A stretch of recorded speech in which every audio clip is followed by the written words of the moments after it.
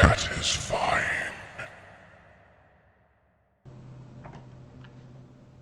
Hello, motherfunsters, and welcome to episode 17 of Chattisfying. My name is Mellar, and today we are joined by co-host Sukonami. Hello. My one question for this evening is how many buttons does it take to press a button for one splash screen? But I don't know how many buttons. At least 12. And our amazing guest today is the amazing lowpolymisfit. Hello, what's good? What's good? How we doing? Just look at him. I'm in awe. I'm clapping like the planes just landed. Woo! Ooh, woo. That's a screenshot and a half, isn't it? Wait, all do it. Ooh, woo. I got this. Ooh, woo. There's a thumbnail for you right That's there. the thumbnail, there you go. There we go, boys. Amazing. Well, let's dive straight into it. So let's talk about lowpolymisfit, our amazing guest today. So let's just sort of start by you sort of introducing yourself to everyone. So talk about yourself and your stream. Hello, my name is lowpolymisfit. I'm 29. I like long walks on the beach. None of that's true. Drink pina coladas and getting wet in the rain. Yeah, why not? Why not? And taking my pants off when disembodied Number three, voices Number three, my lord. Number three. But yeah, no, we play video games. I don't know if you've ever heard of them. Retro horror.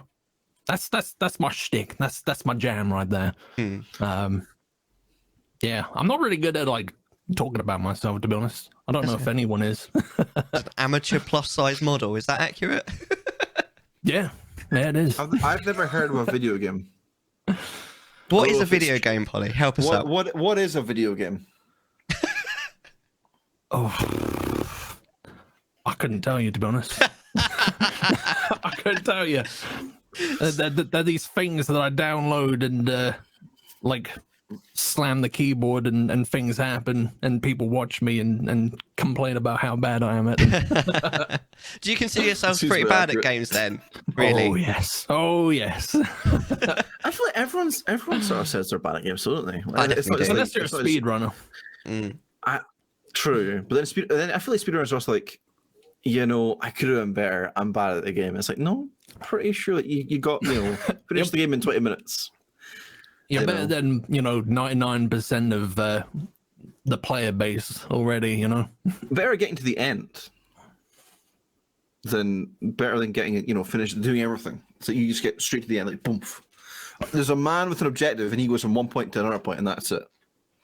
See, that's where I differ. I don't really have like an end game. I'm a tourist. I like to see the sights and take in the vistas and all that good stuff, you know. I like to look around for 20 minutes to find every single collectible until I then proceed on. That's what I'm trying to say.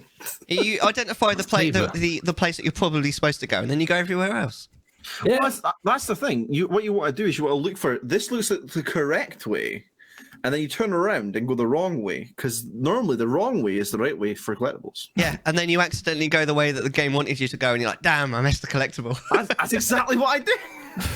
I mean, Mellar's playing Skyrim, which is a perfect example of that. If, like, you go into a dungeon, you're like, oh, I'm forever living in fear of going in the right direction. Like, you don't want to go towards the progress just yet. It's true. I want the dead ends first, because that's where the loot is. So the dead ends, you never know. I want to talk a bit about, because obviously you do mainly retro and horror. Would you say that you do only retro and horror, or do you sometimes branch out to other things? I will branch out to other stuff. Really, like, at the end of the day, I'll play whatever takes my fancy, and if that is something that doesn't fit in either of those categories, we'll do it. Yeah, do you take sort of steerage from your community as well? Do you get like recommendations to people like give you games? Oh yeah, I get plenty of recommendations. I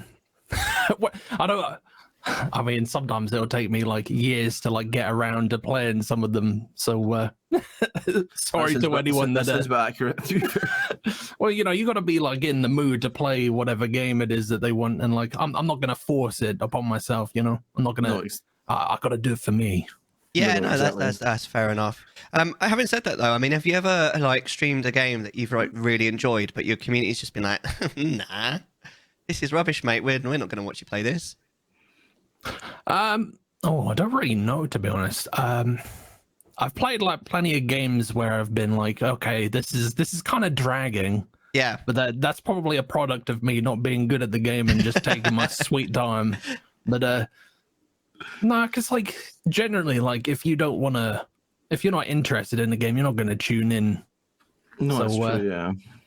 I think it's generally pretty rude if you say, "Nah, I don't like this. I don't like this." Well, it's like, it's my stream. I'm gonna play it. I'm like gonna Play what you enjoy. Exactly. That's the whole thing. have you ever done that though, where you've been like, I don't like this game, or I'm stopping this now? I've never like just outright said, I don't like this game. There's been a couple games where I've been like, I'm a little bit burned out and I'm gonna take a step back. But no, I never played a game that I just actively despise. I did that once. Did you? What'd you- Yeah, I've done that multiple it was times. Borderlands 2. Now, just for the record, I don't think Borderlands is a bad game because if you play it with someone else, it's really good. Games. But solo, it is not. It's not a game that's It's well a balanced for solo fantastic play. game. It's not balanced for solo play. It just doesn't work for me, and I just end up getting really frustrated with it because. I mean, apart from there's a lot of things that don't really that I think with Borderlands 2 that aren't really suited for solo play. But the worst thing is that obviously if you get knocked down, now you can get yourself back up if you can kill something, but that's only if something's around and you can kill it. Now, obviously, if you've got someone with you, they can pick you up. But if you're solo, you have to find something to kill that's within range because you can't move, obviously, if you're knocked, and you just die. And I just found myself just dying all the time to these enemies that were a little bit that were just too hard, and like there was nothing I could do. And there's so much just walking around in that game where like the game you complete a mission. It's an adventure. that you complete a mission and then you have to go back to the nearest like teleport point. It's miles away. And I was like, because I normally stream for 6 hours, I got about an hour and a half into a stream, and I was like, no, I am done with this game. Now, correct me if I'm wrong, okay? But I'm pretty sure I saw Borderlands 2 is on your thumbnail for like 2 streams ago or a stream ago. No, it's not. I haven't played it for about a year. Interesting. Yeah. So if I go to your channel, it looks like there's a It's clip from it. it's on my 1 minute channel intro. Is that what it features is? quite heavily on there because there's a brilliant clip of me doing a Scouse accent. Maybe that's what it was then. Yeah, Maybe that's what I saw. that's probably And I was why. like, But Is yeah, he been playing it and then is he telling me I hate this game, but he's been secretly, just grading it out in his spare time? that's the closest I've ever gotten to like fully just rage quitting. I was How literally far just, did you get into the game? I think about a third of the way through the story. I've been playing it for a good sort of 3 or 4 streams though. Okay. And I just got to this point where I literally was like, I am not playing this anymore. I am done. And we ended up, I think there was enough people around to do some Jackbox for the rest of the stream, but I was so done. I was like, I'm done with this absolute shit. It's not. That's the thing. It's not even really a bad game. It's just not very It's well. not a bad game. It's not very No. well I think optimized. I'm for with solo you play. on that. I've not played Borderlands 2 or 3 or the other ones, but my first experience and pretty much my only experience of Borderlands was the first one. And The one with no story. You just shoot stuff and that's it. pretty much, yeah. But like, I got it to play with my friends, but they'd already played it for like 3 or so weeks by the time I joined.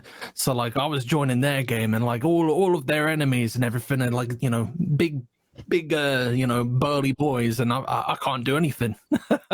I'm literally just a fart in the wind. That's what happens. Yeah, you end up playing. And It's like, I'm just sort of like straggling behind like Dobby, just like, waiting to pick up the loot. please, master, give me this level 7 thing, please. Please give me the level 7 shields. I can't use this just yet. I had that. It literally called me the Iridian thief. My friends still hold a grudge. It comes up in conversation like to this day. Your friends are planning to play Borderlands 2. Oh, we're not inviting Polytho. No, Yeah, not not again. advised. Oh, mate. So, what kind of games apart from horror and retro? Like, have you got any sort of what would be the word? Like examples of games that you'd put like outside of those categories that you've played? Oh man, I'd have to like look at a list of games. To be Don't worry honest. about it too much. Not recently. I mean, we're in the thick of October, so like it's been horror through and through. I can't remember the last non-horror game I played, or if I've even played any like non-horror, non-retro this year. I probably have. This year. This year, yeah. It's October. It must be quite difficult. Yeah, but it must be quite difficult to try and like constantly play horror games. There's obviously not that many. There's plenty of horror games out there, but it's like surely you get through enough of them. You're then like. I return to a lot of them. To a lot, like especially this year. Like it's been sort of. I've been in like comfort mode. Like I've just wanted to like return to all my comfort games. How come you've wanted to return to your comfort games? Is there a particular reason for that? No, not really. I'm just sort of in my element when I do it. I feel like, you know, that's me at my best when I'm playing games that I'm into and know stuff about. So like Silent Hill and stuff, like I know all about that. I can talk for days about that shit and just, you know, basically appear interesting, you know. No, exactly. Yeah, exactly. So obviously you mentioned Silent Hill. What other sort of comfort games are sort of like, you know, I want a chill time. I'm going to play this game because it's like that's your comfort game. You know, what other sort of things you got? I mean, all of my comfort games are like horrible games, like horrible in the sense that, you know, they make you feel uncomfortable and you know, dread and all of that. I couldn't tell you why. That's just the way it is. A big comfort game for me that isn't horror, however, is Ape Escape. Did you guys ever play that on the PS1? I'm aware of what Ape Escape is, man. But I've not played Ape Escape. Oh, I don't know that game. I was into that as a kid. Very fond memories of that one. I think the closest I ever got to Ape Escape was Super Monkey Ball. Super Monkey Ball. Monkey Ball's amazing. I've only played the DS one of that. I don't even own Super Monkey Ball. It's just, I went over to his friend's house and he's had it. It's like, yeah, let's play Super Monkey Ball. Why not? That was it. You know. Would you say that you play up to October, even though you do like scary games like all year round anyway? Would you say you still play up to the sort of Spooktober thing as well, Polly, or would you say that you don't really change your scheduling at all? That's a hard one, actually. First and foremost, like, I hate this fucking sort of Spooktober like thing. Like, if you want a good drinking game, just like go onto your Twitch follow list and just drink for every time you see someone the word spooky or Spooktober or something. I can't imagine waiting all year and to wait to play horror games. Yeah, exactly. But naturally, I use October to only play them. I feel That's like my excuse. I feel like if I was in position where it's all I do is play horror games, is October is the only month I don't play horror games. I play like the cutesiest, the cutesiest shit ever. Like, oh yeah, I'm just playing, you know, super happy friend games. You know, don't you worry about it. That is honestly a genius idea. I mean, maybe I'll do that. They do say, don't they, about like, oh, you shouldn't stream in what's the word? Something categories saturated. Oh, you shouldn't stream in saturated categories. No one will find you and all this kind of thing. And horror games during the month of October are pretty much all saturated games because everyone's playing them. So if what you're looking for is growth, then actually Spooktober is not the way to go. No. To be honest with you, and I actually really like that idea, Sukonami, of actually doing the opposite and like just playing the most cutesy games you can possibly find during October. Like, I don't know, Animal Crossing or whatever. I had a great idea, which was back in. I play a lot of horror games myself. I'll just play whenever I want to play them. You know, horror is probably my favorite genre of games and, you know, any sort of media. That my idea for October, before things got derailed, and obviously I changed the idea and stuff. I wanted to play dating sims the entire October. Dating sims. There's nothing scarier than love. Let me tell you that. Yeah, nothing scarier than love. And then you can do something like what Hippo does, and he does like Christmas in July and Spooktober in, I don't know, March or something. Spook July. Spook April. Spook February. Do your own thing. At least then you're not going to be in a saturated category. No, exactly. So would you consider that then, Polly? Is that actually, because you sort of said it was a good idea? Would you consider just doing cute games for October next year? I have in the past toyed with the idea of like doing a month where we play just like trash games, like you know, like the notoriously bad games. What's Silent Hill Oh, Downpour? what was that game?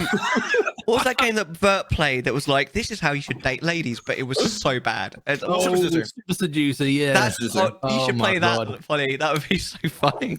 That Yeah, game is I'm so very bad. A game that I haven't played yet, so but that's not Let me tell actually, you. Let me on tell Twitch. you. Is it not? I played the third one's banned on Twitch.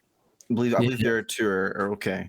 I think it was the second one was- that Vert played. I was right at the end of. I picked this very, very, I said, oh yeah, this would be a game I could play during this sort of thing. So obviously, we did a special big stream for, and we hit 1K. I was like, oh yeah, let's do this special stream. And like I was 24, 20. It was a 24-hour stream. I was like 23 hours in. I was like, oh, let's start Super Seducer. And I've never been so upset with myself. Like, why? I have been live for 22 hours. I'm playing a game where the guy's like, hey, can I have your number? I promise I won't, be weird about it. It's like, what have I done? I'll be honest, you would have done? been just as upset at the end of the stream as at the beginning of the Oh no, stream. absolutely. Honestly, it's Absolutely. it's a harrowing experience. Would you say it's scarier than Silent Hill Downpour? Would you say it's like, shattered memories to be levels of terrifying? Honestly, the Richard or whoever the main guy in that game is a manifestation of from the the Super straight out Silent Hill. It's Silent Hill, but you got the guy from Super Seducer who's like, yes, I want to date you, Oh Lisa. my Let's God, go. It's Nice. like, no. He was the worst. I don't even know if it's satire or if he's being sincere about it. I think he's being somewhat sincere. No, but I don't know if it's genuine. Like, this is my guide to pick up women. Like, I came to the conclusion after watching Vert play one of the games, it has to be satire, because if it isn't, I have no faith in humanity left whatsoever. I have no faith in him. I think that's one of the only games where it's like, well, we're women. We're not all the same. Well, this isn't all we're like. I promise. We're not all like this. So bad. It is one of those that's kind of so bad that it's good, though, isn't it? It's kind of on the same energy level as The Room, isn't it? I feel like like the room's up here, Super Seducer's down here. Don't you rope in Johnny Wiseau? Tommy Wiseau. Tommy Wiseau, yeah. Oh, yeah. In the same bracket as Super Seducer. How dare you? I did not hit her. I did not. Oh, hi, Mark. Oh, hi, Mark. Classic. Oh, mate. I want to ask a question. I want to ask it to both of you because I'm pretty sure that you've got differing opinions on this. Do you like jump scares? No. And I'll tell you exactly why. I'll let Polly answer first. His short answer, and I'll do my explanation if you'd like. Yeah, come on, Ollie. Polly, what do you think of jump scares? Yes and no. Like I don't like them. See, I don't like jump scares for the fact of their. I wrote a little great thing about this. Hold on, let me pull this up. Yeah. What I will say is, I don't like jump scares when they're used as a crutch. Right. Jump scares can be effective when used in the right place, but if they're used like very, very liberally, I have a written explanation for Yeah. jump scares. Hold on. Yeah, no, I that's fair. I said jump scares are a cheap shot tactic that detracts from more impactful suspense-building horror. I would much rather be left uncomfortable the whole way through than constantly having people jump out or music spike. After a while, they become predictable and unnecessary. Why do you have such a well-written paragraph for that? I made a tweet about it, and I just despise it. I despise horror. I despise jump scares in general because it's like, you got me. It's like, yeah, well, that's where your fight or flight, or as I prefer it, run or come. Yeah. Instinct sort of jumps in, and it's like, here, that's not proper horror. That's just you being like, Yeah. Because what sort of brought up my anger in it was I think there was a new something on Netflix or some sort of the Midnight show. Club. The Midnight Club had something like 26 jump scares in one It'd episode. be the record or something like that. And it's like, why? Why have you put 26 jump scares in a single piece of media? I've been watching it. Like, you just get numb. Like, I don't think any of those jump scares got us. I'm telling you, it's like first one, oh no, and then it's like, It's just that's why I mean, don't get me wrong, Five Nights at Freddy's is probably a good game, but the fact that its main crutch is jump scares, well, It's pretty much its only thing. it doesn't fill me with much confidence. Like, oh, he's going to jump out. Oh, what do you do? Yeah. But no, I personally do not like jump scares. That is interesting. I love the fact that you've got such a strong opinion on it as well. I think I more agree with Deck than Polly, but I do definitely agree with both of you. I mean, I'm not the greatest person when it comes to horror because I don't generally like horror a huge amount. Like my kind of level of horror is like kind of just creeps you out, which is actually why I think that you're probably going to laugh at me. I think that Majora's Mask is a great game, like horror game. Oh yeah, that game was super creepy. Man. Exactly. That's kind of my level because I like to be like creeped out on like, oh, this is really weird, but I can't figure out why kind of thing. I prefer not to be like balls out like, oh my god, this is horrible and this kind of thing. I'll get around to it eventually. I think when it comes to like proper horror, like a very occasional jump scare can be really effective, but it needs to be really, really rare. Because as soon as it becomes 100%. even slightly common, they just don't get you anymore. And it's a really like Dex said, it's really cheap way of getting you. The first Outlast had a really good way of doing it, where it's like it wasn't all the time, but it was like segmented throughout. There was a jump scare, like oh. But in the second Outlast was just it's like it's just not going to do the same thing. Like if you've not got anything, and like the first Outlast makes you uncomfortable because you're in an asylum. You're sort of got the whole ambience. Everything's sort of there. You're sort of walking around like fields, all that sort of stuff, and it's like it's not really that. Doesn't get you as much as like the first one did. That's the thing. Exactly. Yeah, the second one was a hot mess. It's sort of been chased by Jim Jones and the gang. It's awful. Yeah, I think it had its moments, but not as good as the first one. I think the second one was awful. A good jump scare has to like complement the feeling of horror that you've already got, and not just completely blow out the water, which is what I think a lot of jump scares do. Because after a jump scare, you normally have a feeling of like relief, and sometimes that's not what you want when you're playing a horror game. You don't want that relief. Well, there's certain games that really sort of the original games that sort of really built up the suspense and built up the terror. Was like Resident Evil, Silent Hill, Parasite Eve, all those different sort of things. They gave you the I'm uncomfortable the whole way through sort of thing. And I can definitely I remember the first time, spoilers for Silent Hill in 1999. The first time Lisa she comes at you and it's like suddenly blood's coming down. It's like it makes you genuinely terrified. The first time it's like what's going on? What's happening? But then after when you play it 3 more times, it's like oh well she's just dying. And, you just get numb to it after a while. Oh no, Lisa, you've cut your head. Oh no. It's the games nowadays sort of try and replicate the old formula, and then it's like they don't do a great job doing it. But Alien Isolation is a good one. It sort of keeps suspense going the entire time when they sort of come out at you. Like it was even the androids, and you also have obviously the alien. But the alien itself, like obviously learns from your movements, all this sort of stuff. That's the thing with Alien. Like all of it's just random. Like you could go through the whole game if you're good enough, like not getting any scares. But like or it could be like.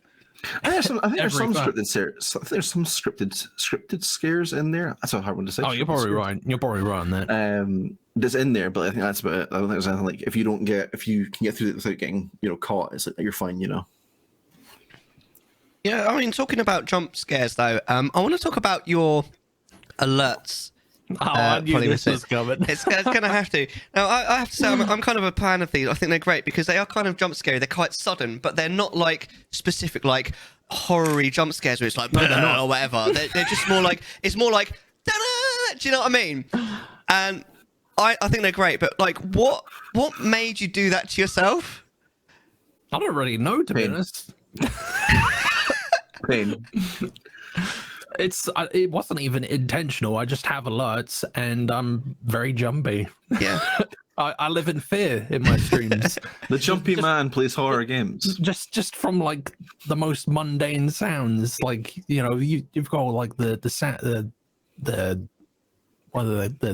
chat commands and the alerts. They're not scary on their own, but like if the tension is right and you're sort of just creeping down a corridor and suddenly it's like someone lets off a toasty. It's like, yeah, if I'm in the zone, I'm very vulnerable. So much fun. Yeah, we all are. We all are in that sort of situation. It's so much fun though watching you play. Like obviously it's a win for me anyway because it's my favorite game, but when you played Ocarina, you're playing this like fairly cutesy game playing Ocarina, and all of a sudden someone would subscribe and be like duh, and you'd just be like whoa. Yeah, there's no escape. There's no escape. It's so funny. Oh my god, it's just the most. It's so much fun just watching you just basically die inside every time someone follows you. It's amazing. I mean, I don't know what the one is. I don't think I've seen it. What's the raid one? Because I know obviously is that a jumpy one? I think it is, isn't it? It's actually like it's just a song that I just made.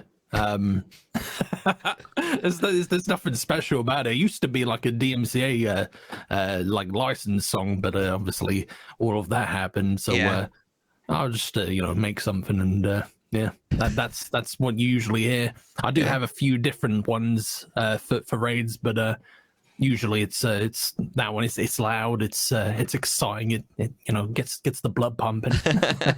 Gets your blood pumping. Absolutely. Oh yes. Scary as heck. I love it.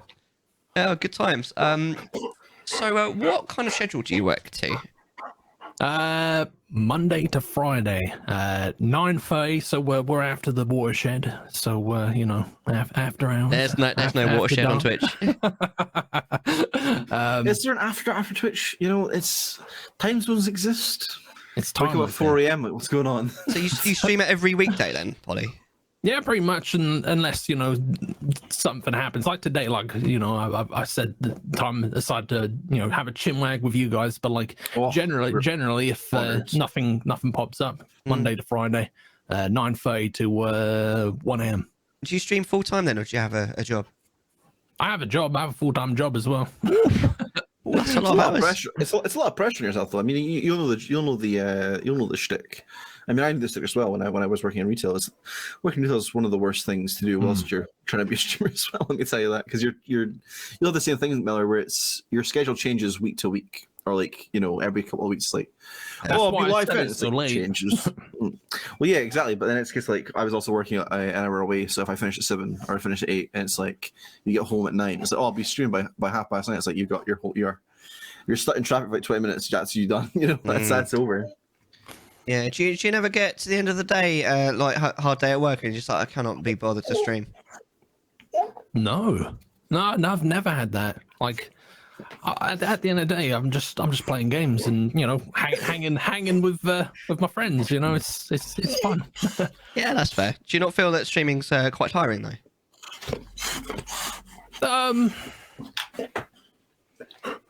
Kind of, yeah.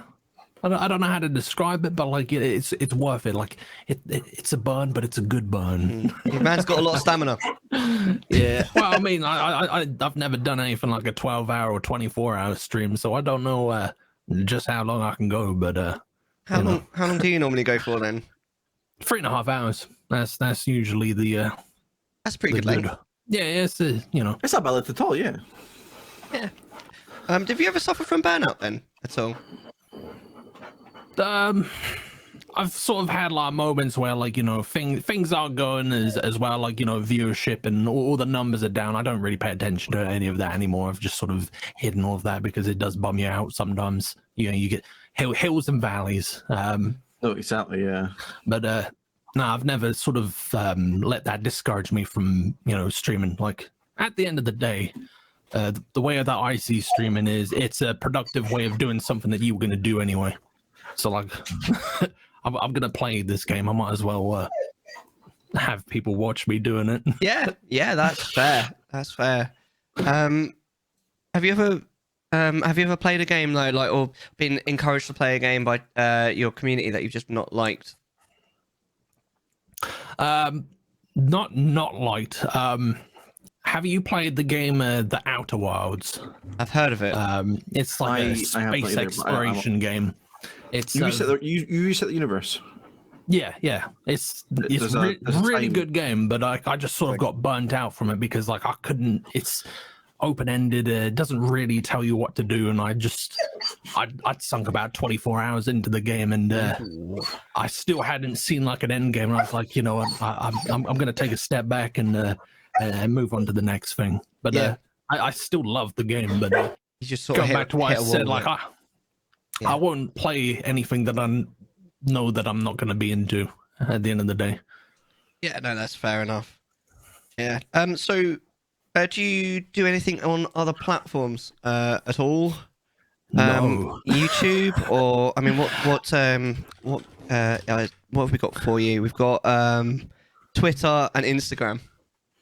Yeah, I mean, I should do YouTube really, and you know, that with the way the Twitch is going, I probably should build something up there just in case. But I'm not really much of a social media kind of guy, and I think that's probably my biggest pitfall as a streamer. Like, I don't really do a whole lot. I'll make a post every now and then when I can think of something interesting to say, or I've got an interest in picture or whatever. But generally, like, I just keep to myself. That's understandable. Honestly, that's so relatable. I always struggle myself It's with. hard. It's exhausting being interesting. Yeah. That is so true. But I mean, what do you mean by like you should do YouTube though? Like, I think you definitely hit on something there. I feel like you probably purposefully skimmed over it, but I kind of want to point it out. What do you mean with the way that Twitch is going? Do you want to go a bit more into that? I mean, I'm probably not an expert on it, but like, you know, a lot of people aren't happy with the direction that Twitch is going. Like, you know, ads taking over. Obviously, Twitch getting greedy with the cut, the revenue split. Yeah, the split. Yeah, and just the lack of implementations that they've done to sort of encourage discoverability and all of that. Like, Twitch is still like the best streaming platform, but like, it's not getting better. Yeah, you know? I see what you mean. Yeah. I feel like the discoverability on Twitch is just generally awful when it comes to smaller streamers. Or like, you know, people who are just starting. It's like they don't really want anyone to succeed or like get, you know, be known, because they want the bigger streamers to like keep bringing them, you know, everyone else to watch the bigger streamers so they can bring in money for Twitch, you know. It's well, like, I mean, the ones that bring in the most money are the ones that you know, get the privileges, I guess. No, exactly, yeah.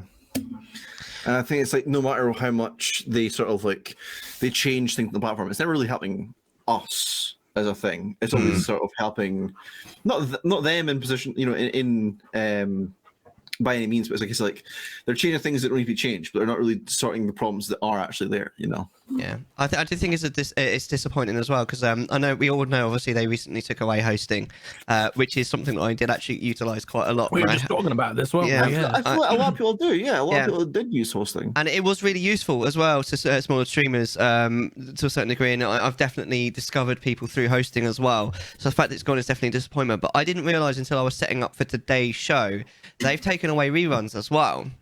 Because we had like obviously the clip show that was playing while we were setting up, and I wanted to play that as a rerun, just so that, you know, I had that going in the background. And they don't do reruns anymore. They've taken away that feature. I'm not entirely sure why. So I had to have a different OBS playing that like live. So, there I you go. apologize about the dog. He is restless. There's no need to apologise. He's very cute. I had to give him some biscuits. I was like, a minute whilst I get some biscuits. What's his name? Miles. Miles is the dog. I've had him for the last 5 years, and ever since I was a kid, ever since I was little, I was like, I want a dog. I want a dog. I want a dog. 7-8 years, I was like, oh, I want a dog so much, and then I got a dog. I went, I don't want a dog. Like, I suppose like every morning you can say, oh, I walk for miles now. And that's his name. So that's the thing. We have so like outside my house. I live in Scotland, so there's a lot of fields and like sort of country paths, lots of stuff. You just let him off the lead and just goes boom, off he goes. So like he does pretty much run for miles. And it wasn't the idea originally to give him that name, but it was like when I call him Miles, I didn't expect him to like sort of. I mean, he's a spaniel. He'll just run everywhere. He's a dog with no brains. He does what he does, you know. So I let him out. When was it? We were out on. I mean, we go out most days anyway, but we went out on Sunday, and that was the one that was like the bad one. So he's still he's very much like a pooler until he gets let off. So I was like, okay, cool.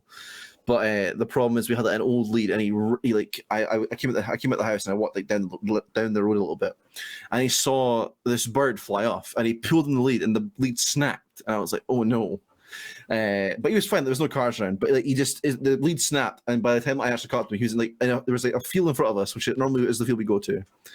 But he had ran all the way through that field into the next field.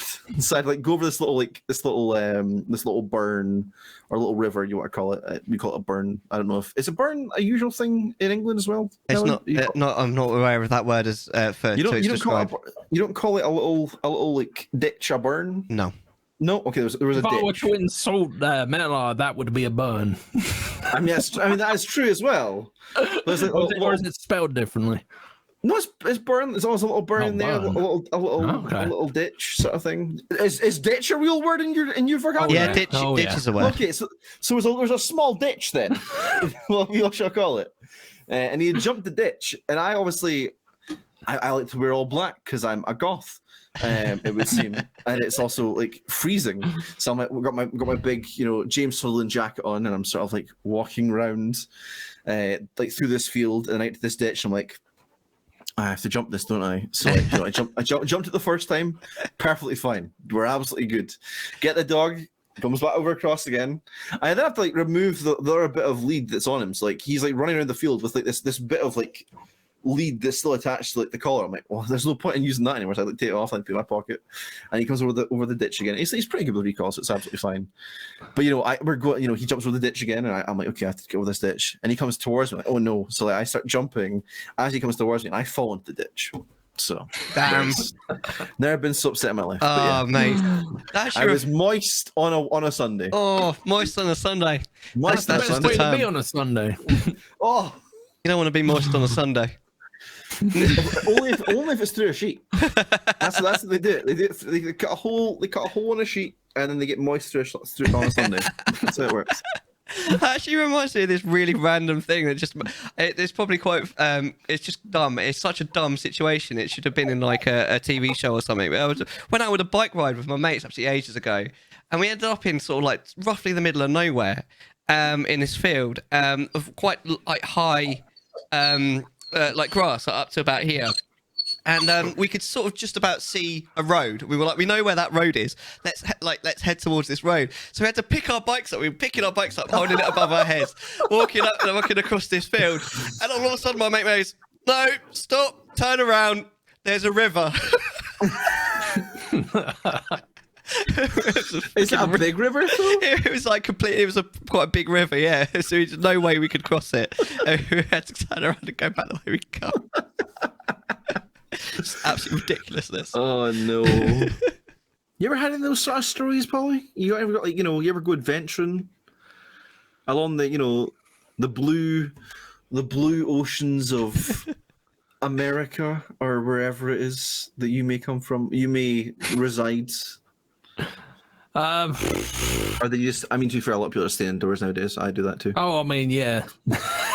The last 20 years. I've very much resided inside. I've probably got stories, but like nothing at the top of my head. I know for a fact that I've got great stories, but like your mind kind of goes blank. Yeah, yeah, especially when they're put on the We'll spot. be halfway through the next section. He's like, "I've got one. I've got one." Feel free, mate. This one time, This one time. I know it's completely irrelevant. Oh, so Polly, what do you think of that clip? So one time, me and my friends were going through this little jungle area. I was like, what? Where did this come from? Polly's a Brit. Can't you tell? No, I thought Polly was from America. Nah, I'm from South UK. I have a very weird voice. He does. That's why I was saying he's from America. I couldn't. It's so strange. I don't know how I ended up this way. He says, I got into the car and I was like, this man sounds very southern. And I was like, what's going on? I guess he must. I didn't Deep mention south. it. I guess he's just from the deep south, This is we fucking have all sorts in this show, and it's like, I guess it's fine, No, I'm South UK, but I'm also half Canadian. So my mum's Canadian, but like I've lived in the UK my whole life, but my voice is just sort of. It's got an accent though. Yeah, there's an accent. Yeah. A lot of people come into chat asking if like I'm Australian, which is I don't know. I have a great story. I have a great story there. Okay, go on. Because my first car, lovely little Skoda Fabia. It was a box on wheels, Iron Brew coloured. It was like that. It was the colour of Iron Brew. That's a good colour. That's a great colour. it was a lovely Skoda, lovely Skoda, sorry. And you know, it was a local place, and my grad apparently knew the guy, and I was like, okay, that's fine. And you know, he knew my granddad, who is Scottish, and my granny, who is Scottish, and I am Scottish. But yet the man goes, "Are you from you know, New Zealand sort of area?" I went, and in my head I went, "Yeah." I agree. Like, yeah, absolutely. I was born in Perth, but it's also Perth in Scotland, not Perth in Australia. I was like, yeah, I was born in Perth, and I'll say Perth is still a place in Australia. I was like, oh wow, how is this? Oh, I haven't been there for years, sort of thing. Just sort of kept going on with it, and the entire time I spoke to him, I said, oh yeah, I'd like to go back. I was like, yeah, it's a great place, you know. Just, you know, I lived over here a long time, sort of thing, and just sort of never told him, never told him. Never told him. Oh, I love that. And to this day, I think maybe he still believes that. Oh, bless. Yeah. Let him believe. Let him believe. Bless the Scots. What can you do? Yeah. Well, I have heard that apparently people from the USA sometimes struggle to hear the difference between a UK accent and an Australian accent, so maybe that's why. He was from Scotland. I don't understand. He was from Scotland. I was like, yeah, sure, why not? There you go. I'm so confused. Bless. Well, let's go back to sort of the games that you play. 'Cause obviously, Yes. I'm going all the way back now to retro and horror. So, I mean, sort of a burning question that I really want to sort of know is, do you consider Ocarina of Time retro? Where's your line for retro? This is a good one. This is like a pretty controversial topic, isn't it? Yeah. Everyone has like their own opinion about it. I think it depends on when you were born, doesn't it, really? Yeah, I mean, it doesn't matter what way, like, everyone's going to have something different to say. The way that I look at it, and it's probably not right, but like, if the game is old enough to buy itself a drink at a bar, it's retro. Just slap it in retro. That's fair, I suppose. Well, the thing is, right, a lot of people now classify Xbox 60 and PS3 retro. I have seen people that stream disturbs through me. And it's like, I'm like, I was born on PS2. I was born, you know, 1998. Like the PS2 to me is like, you know, retro. The 360 is something I grew up with. It's not retro. Do not make me feel old, please. Yeah, well, I mean, it was 2005. It was 2005. It was 2005 to 2011, 2012, and when they got the Xbox One, PS4 out, I think it was. And then soon enough, the PS5 will be retro, probably. well, my first console was an Atari, so Mellar Yeah, I feel like we're all going to have very different opinions on this, man. What was your first console, Polly? That I actually played as PlayStation 1. Yeah, PS1. Yeah, I remember my dad having like a SNES or something. I always watched him play that. But, I have a SNES now, but it's still in the bag. I want one of those. Is that one of the ones with the games actually preloaded? No, it's a Switchless region free apart. I got it at a game conference in Glasgow, and it comes with it. You can see how much I've used it because there's so much dust on it. And I have a couple of SNES. Give it some love, boy. Give Definitely. it some love. I honestly just need to, don't I? But it's I've just not played it. That's the thing. That's epic. The thing is, I was at this game conference, the game conference game, you know, Expo, whatever you want to call it, and they were selling on which games, all that sort of stuff. It's like in this old gym hall, and like you know, an old high school or whatever. It's like cool, I'll show up, and I'm like looking at all these games, and all the SNES games are all they're Japanese. So I'm like, oh, you know, is there anything I recognize, like Space Invaders, Donkey Kong Country 3? Okay, cool. And a couple of like Japanese titles. I'm like, this could be fun. I took them home. I realized later that they're both mahjong. Mahjong. So there's no point in playing them. They're both mahjong. I can play the same thing on my PC that I can. What's the point? It's mahjong. Mahjong is a classic. When was the last time you played mahjong, Holly? 2014. How'd you remember that? Well, because it was when I was in China. I was playing it with Chinese people. Is that how you passed the time, was it? It's like, oh, you know what? In China it is, yeah. This server's getting a bit boring. Let me just put on some mahjong, you know? It's like, what? Do you do any what I would call extracurricular activity? Things like things you do out of Twitch but with your community? We have movie nights every Sunday. What kind of movies did you watch? Horror movies, obviously. Recently, it's been horror movies, but usually we sort of put it up to a vote, or if someone whacks in a suggestion, we'll get around to it. But yeah, at the moment, it's sort of been horror. What's your favorite horror movie? My favorite horror movie. Ooh, that's a good one. Honestly, probably Hereditary at the moment. That's where my head's at. That's what I think it is. But, that's not where her head's at. It's on the it's by a lamp. Oh my god! Yes, spoilers. So, what are the last three films that you watched on the movie nights? Then do you know? Three films. Okay, so the most recent one we watched was called the Wolf of Snow Hollow, which is like a weird sort of murder mystery / comedy. It was pretty funny, to be fair. Yeah, I enjoyed that. What was before that? Kung Fu Hustle. We did watch Kung Fu Hustle. That's a classic. I don't know if you've seen that. No. What Kung Pao Enter the Fist when he punches a hole into a man? I mean, the fist did enter, so Yeah, it does exactly what it said on the tin. It's a horrible 1980s movie where this man like punches a hole into a man, and it's like, is that the whole premise of the movie? Yeah, pretty much. I think I've never seen the movie, but it's pretty much like, if you could think of the worst CGI ever, it's just literally just a hole, like someone's green screened a hole out of this man. I think the worst CGI I've ever seen is the Scorpion King in The Mummy 2.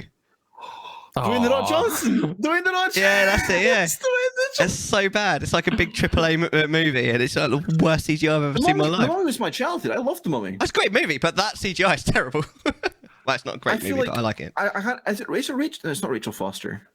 It's in that Something movie, Wise. What's her name? Rachel I Wise. think I want to say Rachel Wise. Yeah. Yeah. Whenever she pops on the telly, my grandparents like, those knickers aren't mine, and I'm like, oh, that's the lady from like The Mummy, because that's like that's a scene in the movie. The same as like, are we there yet? And he's like, ends up like stabbing like the table. He's like, no, we're not there yet. Yeah. So I would give us the other two movies then. memory. Well, now the one movie, so we've got two, haven't we? So one other movie that you've watched recently. What was before last? Are we just talking like the most recent ones, or just in general? Or even in general, just give us like a flavour of the kind of movies that you watch on the movie nights. Well, I mean, let's go to Kung Fu Hustle. Yeah. Have you guys seen that film? No. Oh my god, watch it! It's absolutely bonkers. Could you? Okay, Polly. Here's your next job. Sell me Kung Fu Hustle. Yeah. I love it. What kind of movie is it? Is it just a kung fu? It's a Kung Fu. I mean, I love kung fu movies. I don't know what year. What part of the title did not let that? Well, I mean, it could be like it could be like a comedy. It is a comedy. It could be. It's true. You got a fair point. I was genuinely like belly laughing at some of the scenes in that. Does it have like, because normally in most kung fu movies you normally get either Jackie Chan or Jet Li or Donnie Yen. You always get one of the three. None of them, as far as I can remember. Bruce Lee's in kung fu movies though. Yeah, no, I didn't recognize any of the actors in that film. But yeah, no, it's just a wacky film. Like there's some special effects that are a little bit dated, but like I don't know, I kind of like that. It's got some charm to it. That's fair.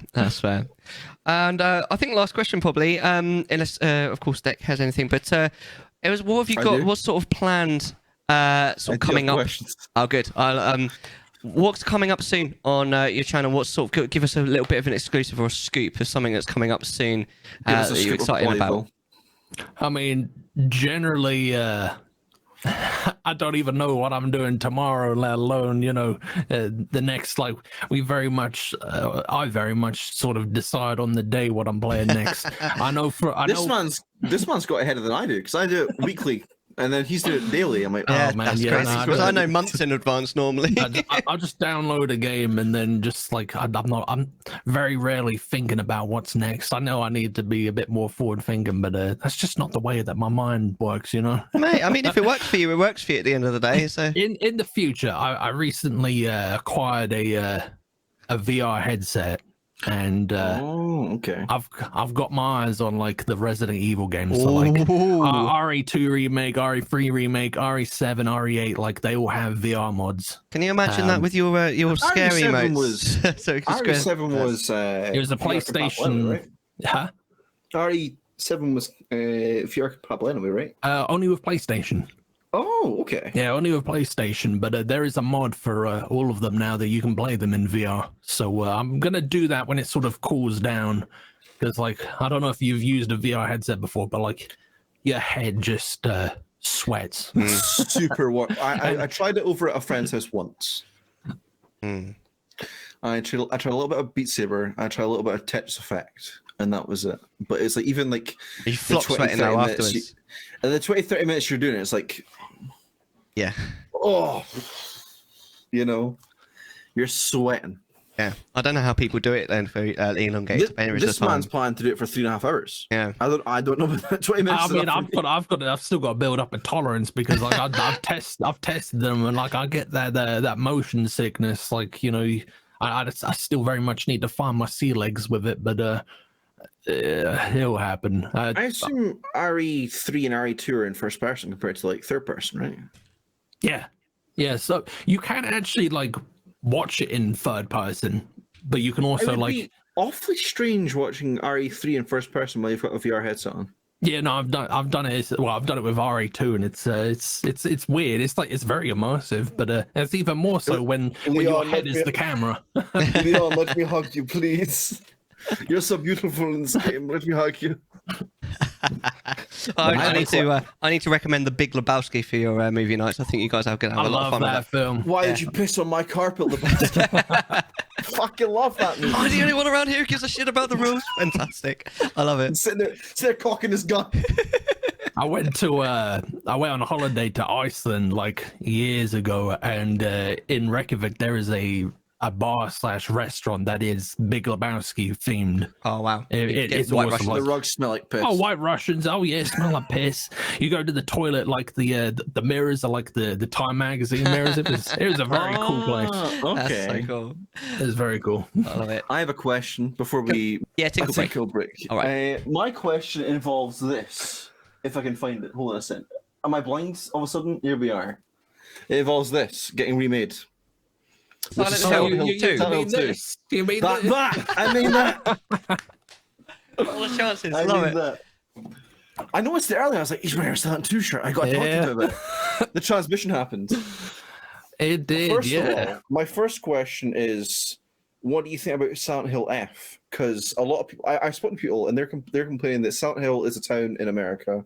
It can't be in Japan. And I'm like, just be happy there's new content. Just that's literally my. It's been 21 years. That's my angle. I'm just happy that there's finally something on the horizon. Konami don't release anything Silent Hill for like 20 years, and then they release 5 games. You know, they just bombarded in the course of an hour. It's like don't be ungrateful. You know. But I mean, we've also been burnt with like a multiple release from Konami in the past. Because if you recall, Downbore, Book of Lost Memories, and the second Silent Hill film that we. Yes, is that the Sean Bean one? He is in it. He's in one of them. Oh, he's in two. He's in both of them. Is he in both of them? Okay. Yeah, he's not in it for very long. I can't say I've ever seen the Silent Hill movies, but I did want to watch them. The first one's pretty good. The first one's pretty. The story's not great. Don't worry, because there's another one coming out soon. Yeah. I know. But nah. Silent Hill fans are eating. They're eating good. They are eating good. Are you looking forward to? I imagine you are looking forward to Silent Hill 2 remake. Yeah, I mean, I'm. What was the word I was using? I was cautiously optimistic. Nice. I think they can't do wrong if it's the same game. It like judging from the trailer, like it looked like they were faithful to a lot of the scenes that happened in it. Like they looked like for a lot of the stuff that happens in it. As long as like, you know, they're kept on a very short tether and don't veer too much from the dirt path, I think you'll be all right. I know a lot of people are upset because it's Bloober and they're like, oh well, they can do some good but some bad. I have I don't think too highly of Bloober, but exactly. It's like, I mean, I thought Layers of Fear was okay, but then it's a case of like, you know, you have the medium and it's like oh yeah, the medium just did not do it for me. You know, exactly. Especially since it wasn't like it was running like two. It was kind of like running two versions or something, but it was like two different scenes of it. That would explain why it was like an absolute powerhouse to run. Like, as they were doing it, they didn't do it very like. They didn't do it very technically. They did it like it was like running two different versions of the game, but it was like rendered in the same engine or something, which makes sense. It's like apparently it was really awful for people running it. So. I mean, have you seen the specs for the recommended? For the specs for Silent Hill 2? Yeah, like you need a 2080 to run it on medium. Exactly. Oh my god! Like the lowest settings are like this thing will look like the original Silent Hill. That's what it'll look like. Yeah, I feel like they're probably probationary suggestions at the moment because obviously. I mean, I assume it's not done. Well, I don't think we got a release date. I think it's just a case like it's coming, but we don't know when it's coming. This is. I was on Twitter talking about this earlier. Is it a PlayStation 5 timed release, or is it getting released on PC along the PlayStation 5? So when I watched Transmission, it said it's coming to PS5 only, and then suddenly the next thing I know, it's coming to Steam, and I'm like, did PC players just throw a hissy and then suddenly they get it on Steam and that's it, or what? Because I know that people would be like, I've this is a very hot take, and a lot of people will be upset with me, but I prefer when people are. I prefer when it's an exclusive to a certain console. Yeah. As someone who has a PS5, I haven't got a problem. You know, you've got like everything. So. Oh, yeah, absolutely. That's the thing. It doesn't bother me what you put on. I have it. You know. Yeah. But a lot of people, it's the Persona community had the same thing where it's like, bring Persona 5 to Switch, bring Persona 5 to Switch, and 3-4 years later, it's on Switch today. I think today's the 21st, isn't it? To timestamp this podcast, I think this is the 21st. Yeah. But it came out today, and everyone's going like, "Wow, I finally got it!" So I played the game 3 years ago. I'm like, what are you talking about? Yeah. You know, if you just bought if you bought the right, if you bought where it was on, it wouldn't be a problem. But then that's also a very like. See, I don't have a PlayStation, so I'm quite excited about Persona 5 being on Switch. So. Good. So counterpoint you. This is the counterpoint to console exclusivity, like to give others the opportunity to play a game that they previously wouldn't have been able to. No, exactly. You know, I think that's the thing of I bought a PlayStation 4 just to play Persona 5, so I think that was the thing I went out of my way to do it because I wanted to play it. I'm not rich enough to do that. I've got a kid, I've got a wife, I've got a house. True.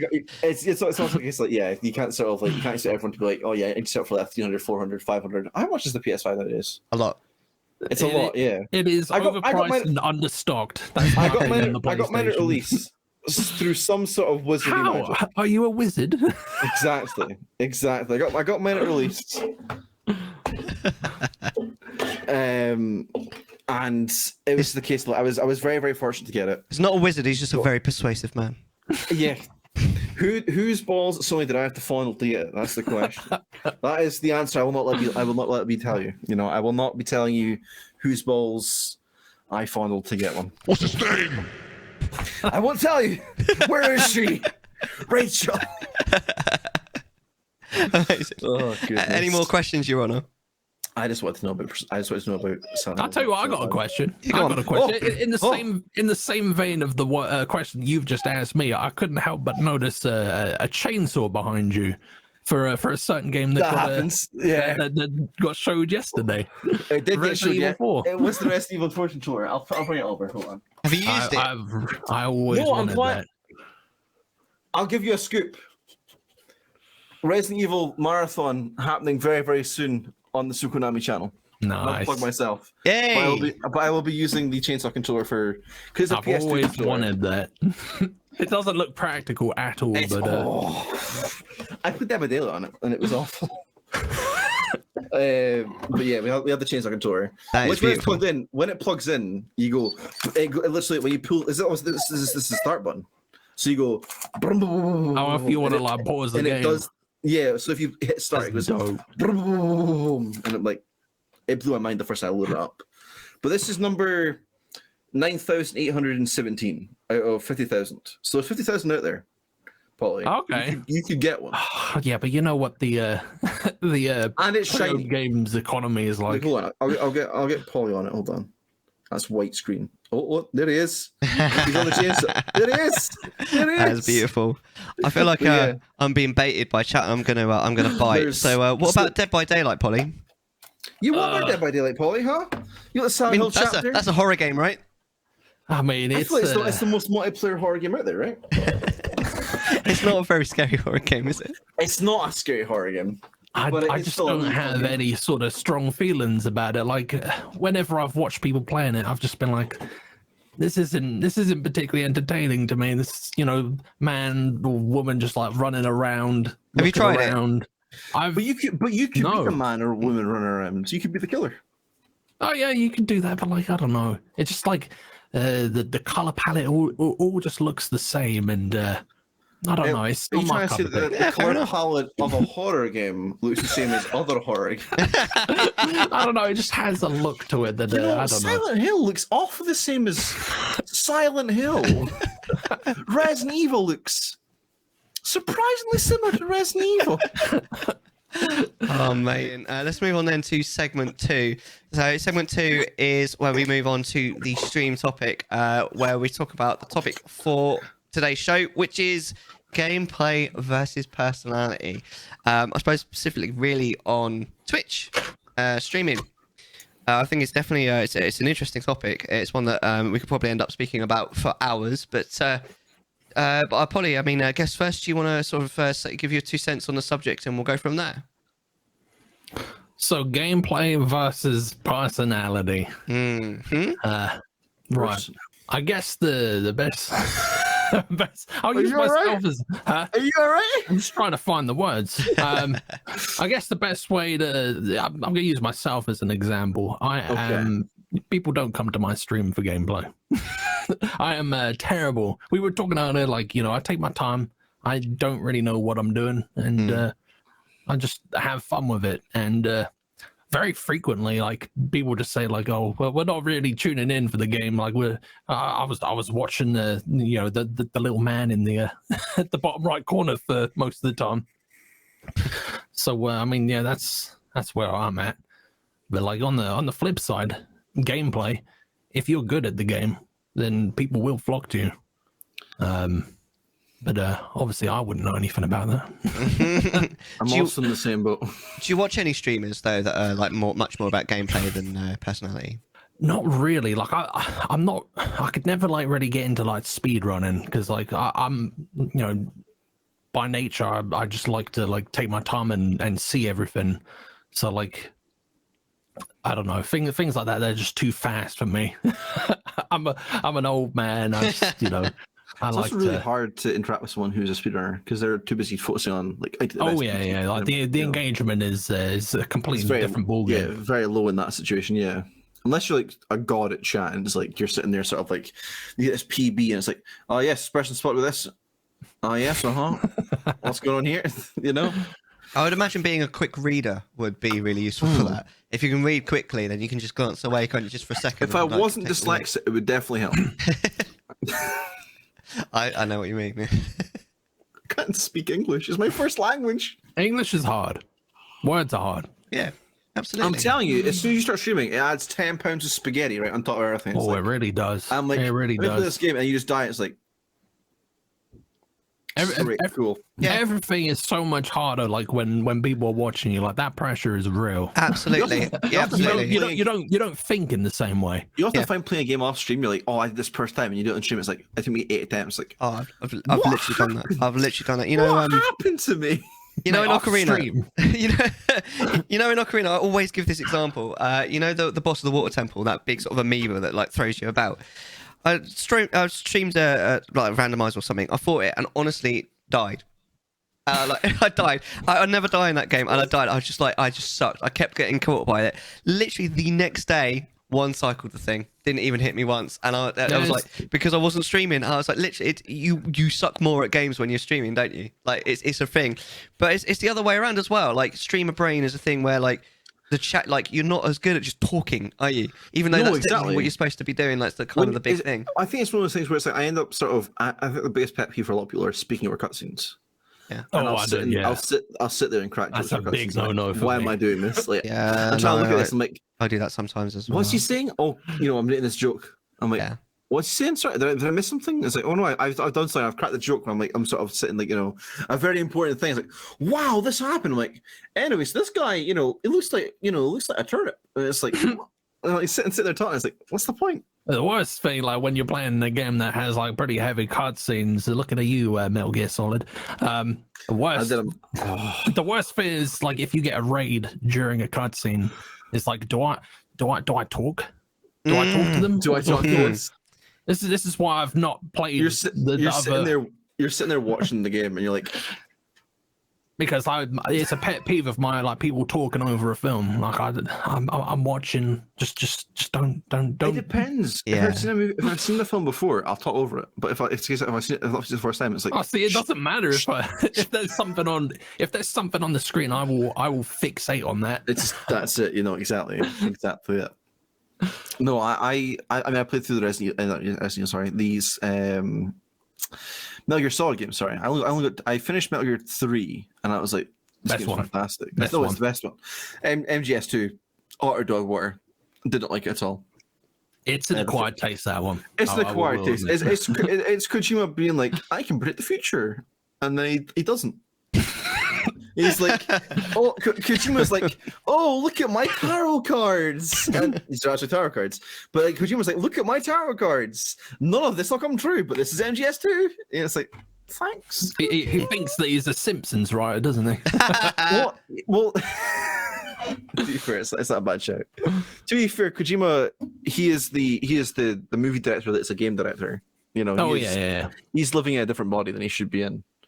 He's very much a cinephile. Is that the word? Yeah. Cinema. I'm pretty sure you get definitely for that nowadays. I'm pretty sure you get locked up if you're a cinephile. He's on a list. Sure. He's on a list somewhere. Yeah, exactly. Yeah, the IMDb top 250. That's his list. He's sitting there looking at David Hayter in like a single tear. Beautiful. I think it's. Looking at you, beautiful. I think it's one of those things where, especially, I think Paul's got the right frame of mind. Where a lot of people do, you end up like, obviously I play a lot against the first time. That's sort of my whole shtick, where it's like I'll play a whole bunch against the first time, and a lot of people do come for the gameplay, but it's a lot of people that are in my community generally just come to hang out with me. So it's like, you have the people who come for you, the personality, or the people who come for the gameplay. So it's like you have both sides come into it, but then sometimes the people who only come for the game do end up sticking around. So then you end up sort of amassing this sort of community where it's like people are coming just for you. And I think I don't really follow that many people who are just solely people who are playing the game. It's like I like to surround myself, especially on Twitch, with people that I can make friends with, people I can talk to, people, all that sort of stuff. Where it's like you can just sort of have a good time. Have a rough day, go into someone's chat, have a good time. My day's been lifted. So it's a lot better doing that. But if you're just watching someone play gameplay, it's like, oh yeah. It's not about the game. Like if I wanted to watch gameplay, I'll just go to YouTube and whack on a zero commentary video. Exactly. There's plenty of. That's exactly it as well. If I understand people coming by streams just to see like, oh, I'm thinking of buying this game. Let me look at some streams to see what the gameplay is like. I understand people doing that. But then it comes to like, when they actually, and that's like zero commentary. You can just look on YouTube. There's no point in like being on Twitch for that sort of stuff. But I mean, it's nice to have someone to talk to whilst you're sort of like, how do you find the game? How you find this? How you find that? Would you say it's worth it? All that sort of stuff. And that's nice to have. It's sort of mixing the two a little bit. But I think there's definitely, for me, I'm much more a personality person versus gameplay. I can't speak, dude. I can't get the words out. I'm struggling. I'm more nervous than Polly is. No. I definitely think it's more personality for me compared to gameplay. Yeah, that's how I would say, at least. Yeah. Do you find the same? Especially like when you'll watch. I mean, you've been seeing me play Zelda for the first time, so I mean, imagine you've played Zelda many times, Mellar. So it's like you know exactly what's going on. So yeah, Mellar watched me play Zelda for the first time as well. You wouldn't really go for the gameplay. You'd go for the person's reaction to the gameplay. You know what I mean? I mean, there's definitely a difference between watching someone who I enjoy hanging out with, just playing a game that I don't even know, to watching someone, because I really enjoy watching people first play, specifically Ocarina of Time, because it's a game that I know so well. It's my favorite game. Was it the first game you played? Was it the first game you played, Ocarina of Time? Oh, absolutely not. No, not even close. No, okay. No. If we're going to Chattisfying, we interview you. Can we not interview you at some point? Yeah, we could do that. Yeah, I'm down. But it's just my favorite game. I know it really well, and I really enjoy watching people try and figure it out. And it's actually like, because some people are like, how do you do that and not backseat or anything? And it's like, it's one of those things where I really like, I don't like backseating at the best of times, but I really hate it when someone gives someone the hint. When I'm watching, I'm like, could you not let them figure it out? Unless they're literally asking, that's fine. But normally, exactly. and I really love people like trying to figure it out because it reminds me of when I did it when I was 10, 11-ish. Because then you wouldn't have anyone there to tell you how to do it. Exactly. And in fact, I got really stuck on one particular part for like 2 or 3 weeks. And it was I didn't have the internet. I didn't have any way of figuring it out. He had to wait for the magazine coming out. He's like, yep. Exactly. There it is. That's how you do it. And I only had like 3 mates that played it, and none of them knew how to do that because their like elder brother or something had done that part for them. Okay. And I love that. I love watching people. I see so many people just get that straight away, and I'm like, that took me weeks and all that kind of thing. It's so much fun to watch people like first play it and all that kind of thing. That's one of the reasons why I will go out of my way to watch, especially if it's someone that I already know I like. I'll go out of my way, but. Yeah, I mean, in terms of like personality versus gameplay, I mean that is a question. I think it's a question that a lot of people on Twitch, a lot of the sort of really small streamers, probably need answering, and even though they think they don't. No, it's true. It is very, very true. Because then it's a case of like, when you build a community, are you building a community of people who just want to watch you play a game, or are you building a community of the people who want to be there to see you? You know what I mean? And it's like I know I'm probably the same way, and like yourself, Mellar, it's a case of like you're very, very fortunate in the way of people are coming to hang out with you and see how your day's going, how you want to hang out with you. They've sort of seen like it's sort of like when it's personality versus gameplay, it's not really personality. It's more of like a friendship between. It's not really a viewer. It's sort of like more of like a friend. Yes. It's like this person I hang out with in stream sometimes. All that sort of stuff happens. Compared to like people who come in just to see the game and say, "Oh yeah, like, I finished the game," and then they don't come back again. Yeah, there's plenty of times where that happened. Oh yeah, you get certain viewers that like they're only interested in that game, so they'll follow anyone that's playing that, but like not. As soon as you start playing it, you don't see them ever again. And it's just such a weird thing though as well. It's like, do you only watch Silent Hill 2? Do you only watch Ocarina of Time? Like, surely at what point do you get burnt out on this game? It's like, well, at what point is too much Maria? She can only die in an elevator so many times. I think with like personality, it's also a thing that you sort of develop over time as well. Like if you compare like clips of me when I started back in like 2018 compared to now, you can see that I've sort of developed like my talking voice and everything. Yeah.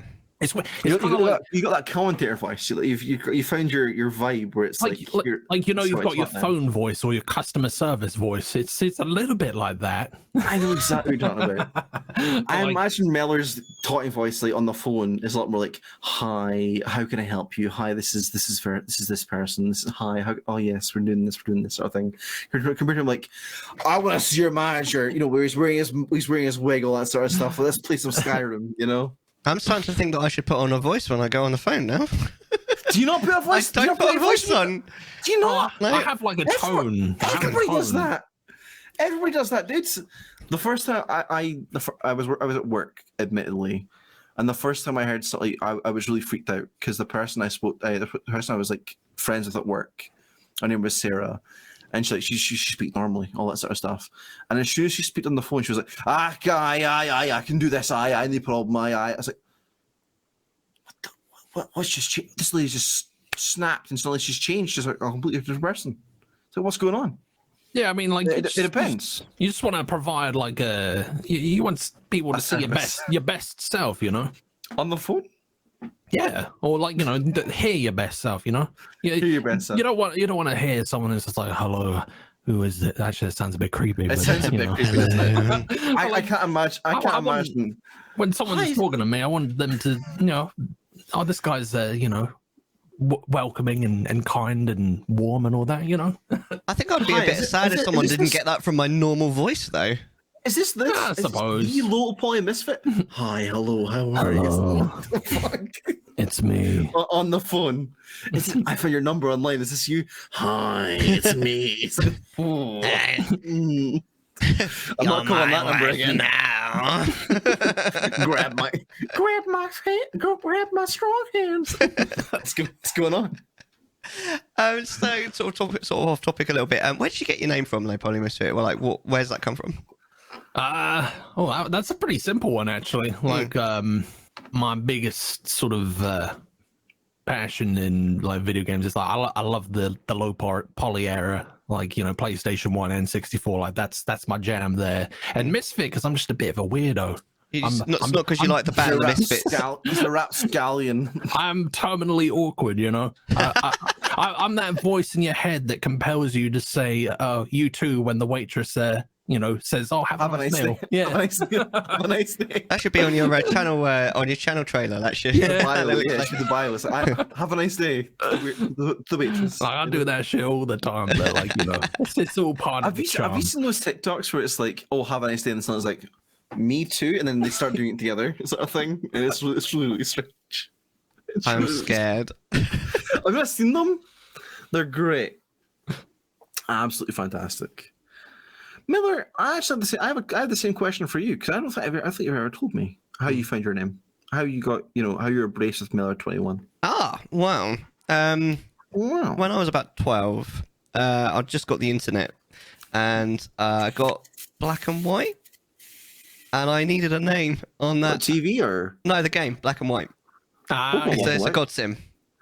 Oh, okay. I have a little Pokemon Black and White, and I wanted to play it online, and I wanted a name.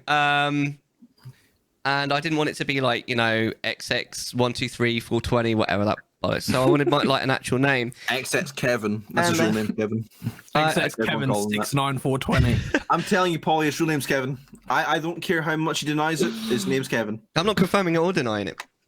Kevin. Kevin. That's all right, Kevin. You can not deny it if you want. I'm aware. And I wanted a name, and I just happened to have a game. There's an old board game called Hero Quest, which is like Dungeons and Dragons, but the kid version. It has little figures, right? Yeah, you get one board. You get 4 player characters that are already pre-made, and then you get like the evil wizard character that's like the DM, and you get like a quest book that's pre-made. You can make your own quest if you want, but you get like a quest book that's pre-made. And yeah, Mellar's in that, spelled differently. Oh, how's it spelled in Hero Quest? 1L. Oh. I often go to spell your name and put 1L by mistake. But I put 2 L's because it looked better, to be honest. And it does, I agree. Yeah, and there it was. It was that's how Mellar was born. I've been known as that ever since. Because I met my wife online. You were 12, so you put the 2 in the 1, so you seemed a little bit older, so you could buy Monster. No. you wanted to have age verification just in case. Monster didn't exist back then. I'm old, remember? Oh, imagine living in a world without Monster.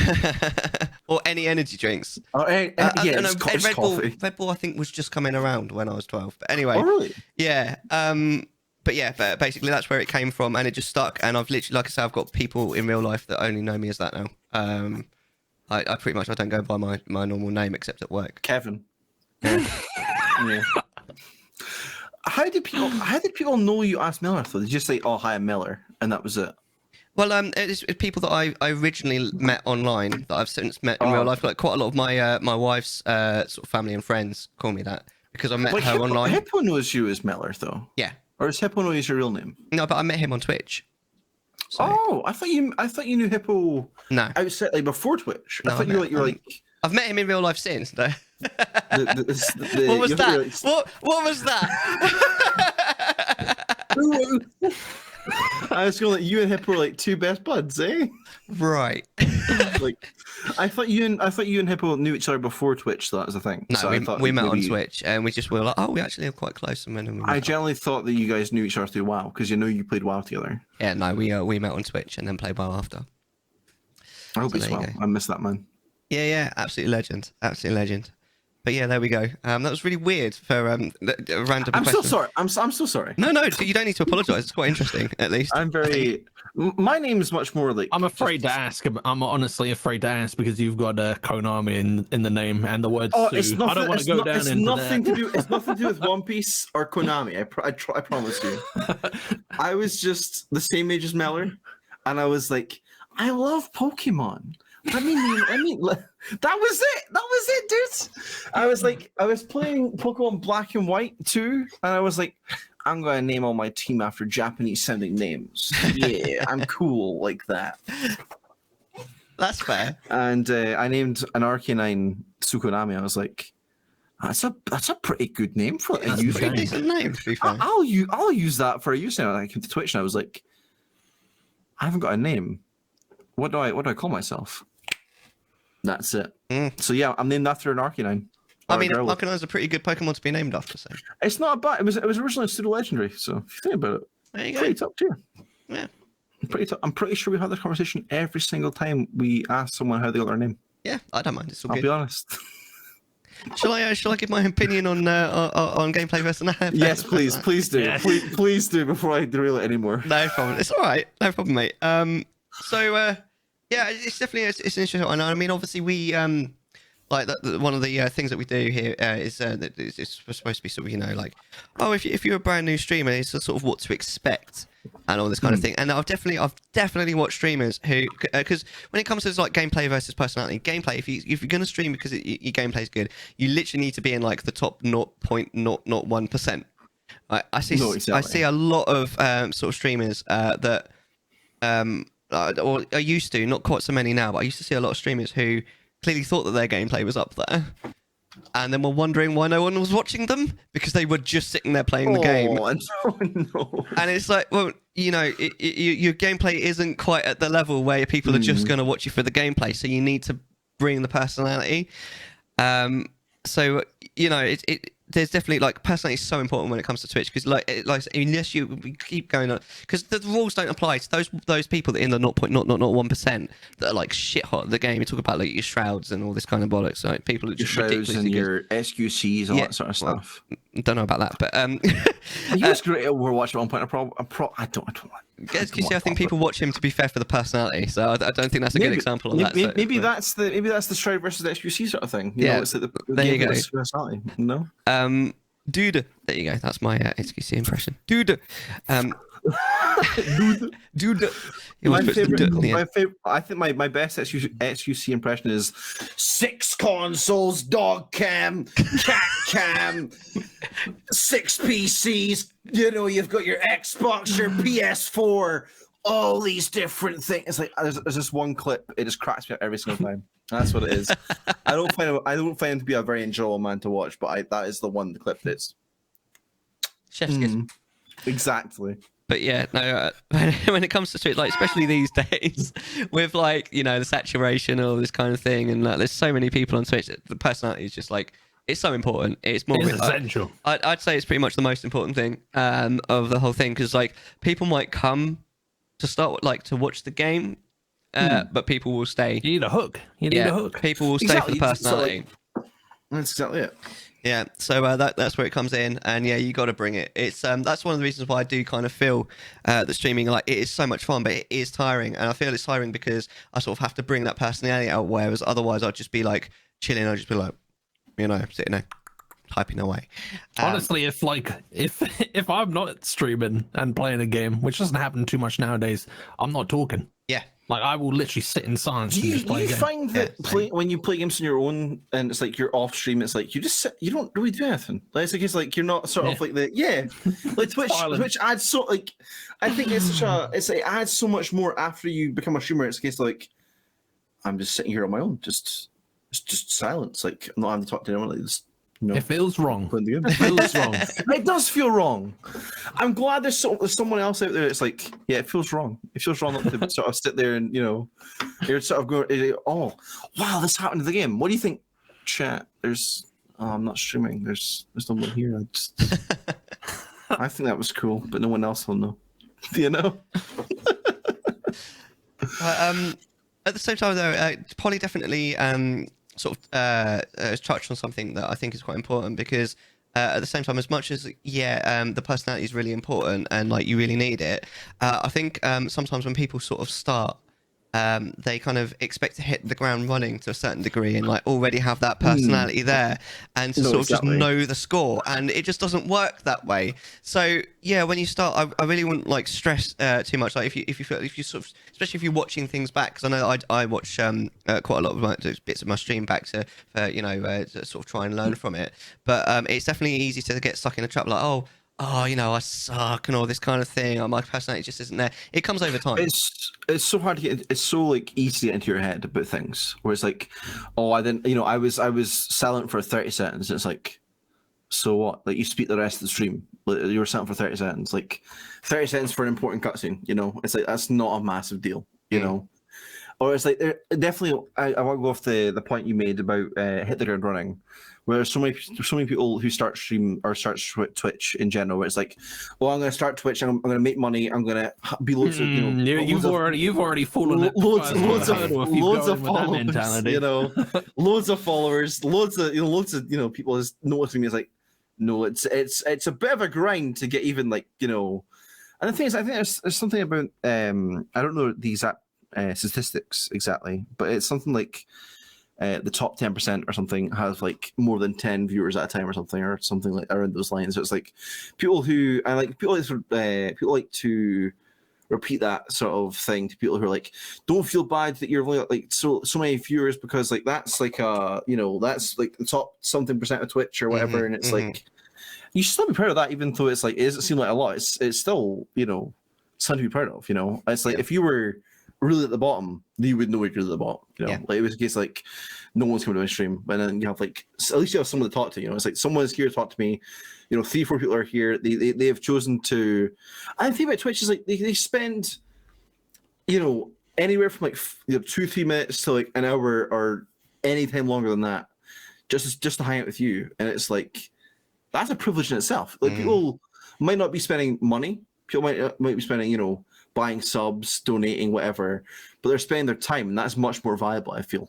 Oh yeah. Like time, like there's only so much time you have in a day or in your life, and it's like the fact that you're able to captivate somebody to be like, hey, I want to hang out with this person on this Tuesday or this Wednesday or whatever day, just because it's like I have, maybe they're bored, maybe they don't have anyone to talk to, whatever, or they need some, they need a friend. They sort of like, they're in a dark place and they want, they want just some company.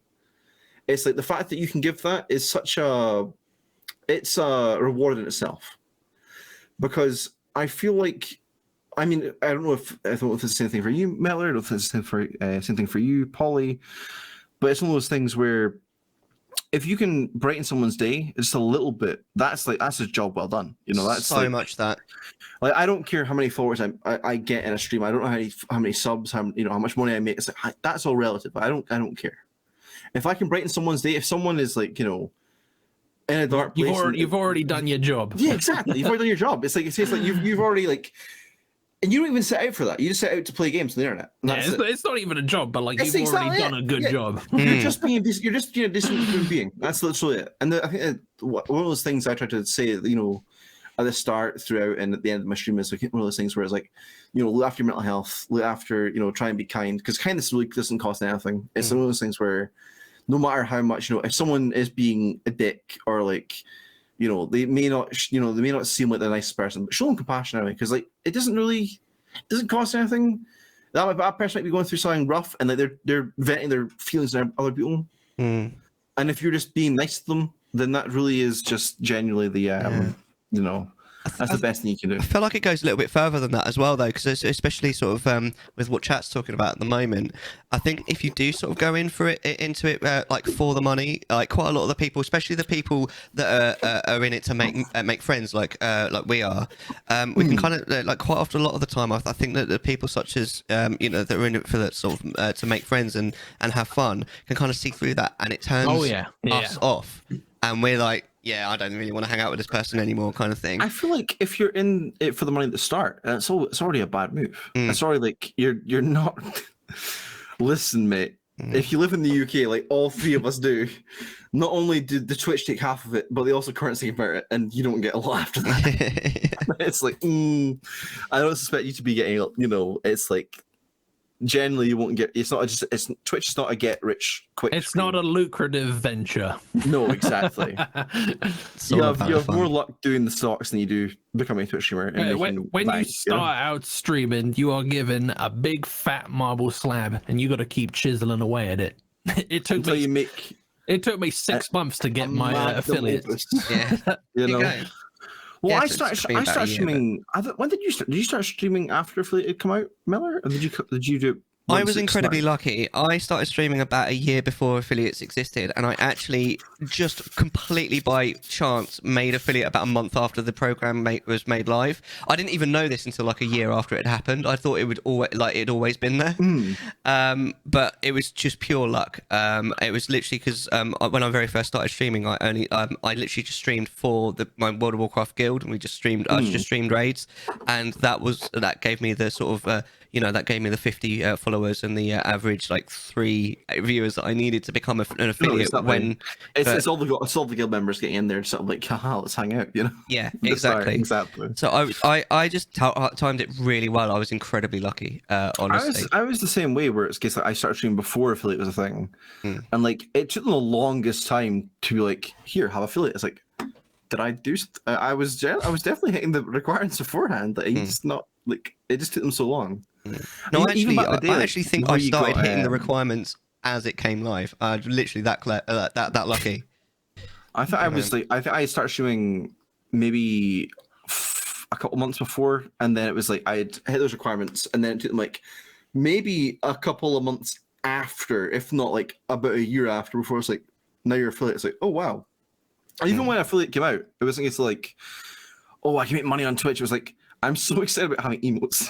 Honestly, that's I was so excited about emotes. I was like so happy. I was a little bit the other way around, because I didn't really know about any of it. I hadn't looked into it too much. So I got an affiliate, and then immediately someone subscribed to me, because I was not expecting it at all. Like, so one of my guildies subscribed, and I was like, shit. Now I really need to give them something for this subscription. Yeah, no, exactly. Because it's like what am I going to do for emotes? Some person there is giving you like $4.99. Like, yeah. So you've paid me for like, what do I give you? Like, I need to sign back. So for literally the next 3 days, I learned how to make an emote out of my face, like from scratch, because I know nothing about any of this stuff. And I made these 3 absolutely god awful emotes of just a face emote. Oh my god, they were so bad. But I mean, it was something.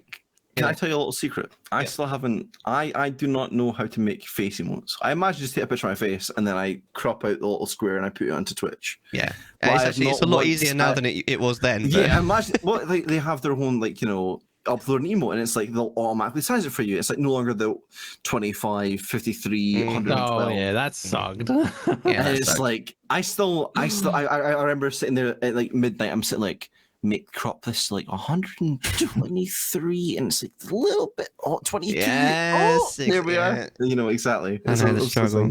Yeah, exactly. But there you go. But no, I think we've kind of I think we've got through everything now. I mean, in sort of conclusion, I mean, gameplay versus personality. I think the conclusion is that there are so few people that are like so shit hot at the game that they can rely just on the gameplay. So I their feel personality. Like the people who are shit hot at the game are already up there. Yeah. I mean, they're already like the top of that bracket of like that. People they're already into that category. People who tune into that vein of Twitch, like that is the speedrunning communities and esports. Like those are the people that are tune in for I feel like gameplay. People are also there for not speedrunners. Sorry, you said speedrunners. It's the same with Rocket League. I feel like Rocket League is one of those things where people are there, a bit of both really. It's like there's lots of people that are there. They're just for like the omega great time of Rocket League. And it's like you're just hitting a ball into a net. It's the same as football. It's the same as football in any sort of regard. It's the same as football. But people sit and watch it. It's like, I understand it's like, you got all this impressive aerial stuff, all that, whatever is going on. But like at the same time, it's kind of like, what do you do that's different than the same person who's also smaller than you, just doing the same gameplay, Yeah. But they also, I suppose they also have the person. I think like Rocket League people also have like a good mixture of personality and gameplay. Yeah. You know what I mean? Yeah. Yeah, So absolutely. that might be the middle ground of the question, really, or for a category. Yeah, that's fair. So yeah, I mean, people come into Twitch, you want to start sort of streaming, then yeah, absolutely. Like the personality's got to be there, but don't expect it to be there straight away. It will come in as you kind of get used to things. But also, yeah, I think there's definitely a side note to that. Is like these days, don't come to Twitch for the money. You will have a bad time. Like even more now than back then, and even back then, it still didn't really work out for very many people. I remember getting my first payout and being like, I made money off of Twitch. What am I going to do with that? That blew my mind when I. It generally blows your mind. Like, I've been paid on the internet for I've been paid by people on the internet to play games. It's like, I do this for fun. Like, and what? Ever since then, I've made a point in any money I do make from it, I put straight back into it. It goes back to stream. Yeah, exactly. Yeah. Exactly. Yeah. You sort of want to, upgrade your camera, upgrade your mic, upgrade anything else, a stream deck, whatever. You want to sort of put that money towards that. Exactly. It funds the games that I play, Oh, exactly. It's like it's sustainable in that respect. I did, and I felt super bad about it once. So at the same time as I got a Twitch payout, I was still working at my previous job, and I was like, I'm going to do this, as no problem at all. But I had parked somewhere I shouldn't have, and I got a parking ticket. So I used the Twitch payout to pay for the parking ticket, and then I bought Borderlands 3. I was like, it's the same price. That here we are. Okay, so I mean, really, you bought Borderlands 3 with the payout. Really, I still paid for a parking with it. So what do you do? No, fair. All right, well, let's move on then, shall we, to segment 3, which is our sub-game. We're going to choose which sub-game we're going to play by flipping a coin. All right, so heads is contextual chattification. Tails is follow, sub, or dip, yeah? I mean, unless you want to forego this and just play both. But, I mean, should we... Follow, sub, or dip. I reckon he rigs them, honestly. I'm generally... You saw me do it live. I did watch the stream. I pulled it up and I was like, I'm still genuinely, I'm still sure he somehow rigs it. Why don't we'll play follow, sub, or dip, and then if we feel like we've still got time, we'll move on to contextual chattification. Is that?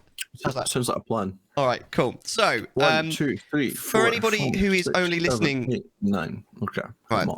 For anyone who's only listening to the pod, now is a really good time to draw your eyes to the screen because we're going to start watching some Twitch clips. We're going to play a game that we call Follow, Sub, or Dip. We are about to watch 9 different clips from 3 different streamers.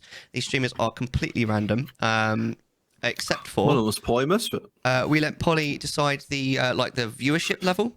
The options are 1 to 20, 20 to 40, or 70 to 90, and Polly chose 70 to 90.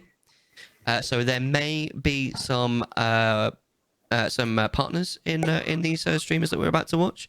So the idea is that we watch the first streamer, the first 3 clips. We'll talk about them, but we won't say whether we'll follow, sub, or dip until the end. And at the end, we decide which out of the 3 we would follow in a hypothetical situation, which we would sub to, and which we would dip, we would leave out of the 3. Basically, right at the end, after we watch 9 clips, we go follow, sub, or dip. That's what it's trying to say. It's a bit like Snog, Mario, Void, if everyone was watched that, except it's to do with Twitch. BBC 3. There you go. I'd also snog Mellar, just letting...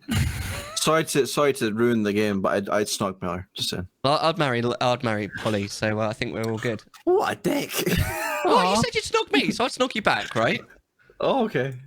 You didn't specify that though. Oh, sorry. Okay, well there you go. I'd snog you back, and then I'd marry Polly because you have to snog someone, you have to marry someone, and you have to avoid someone. I wouldn't dip any of the fine fellows that are in here. No, of course not. All right, so should we start the game? Are you ready, Polly? Are you all good? I most certainly am. You certainly am. Just to chat with you that the first clip is called "Nurturing Smiling Neanderthal." That's the one. The link name. All right, lovely. I got you. Okay, so well, let's cue up clip number 1. Are you ready? Yes. All right. So 3, 2, 1. Play that clip. Aphrodite bomb. Where?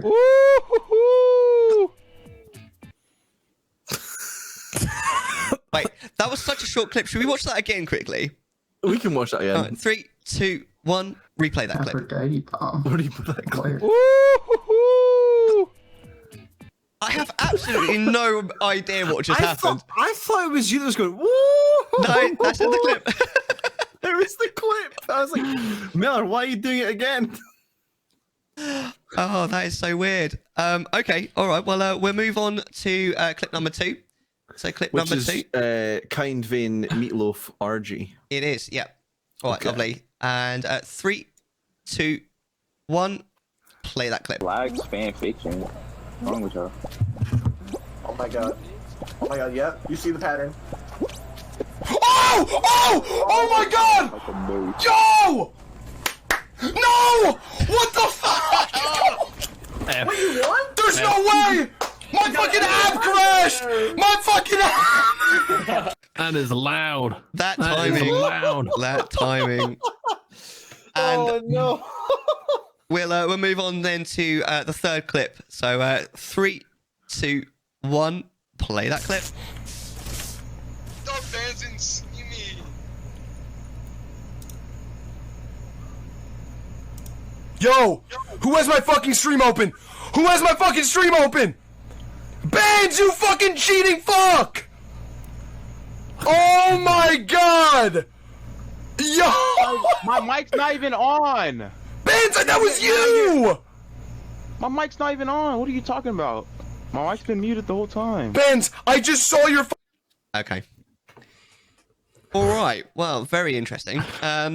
So without saying whether you'd follow, sub, or dip, what did you Flag. think of that streamer, Polly?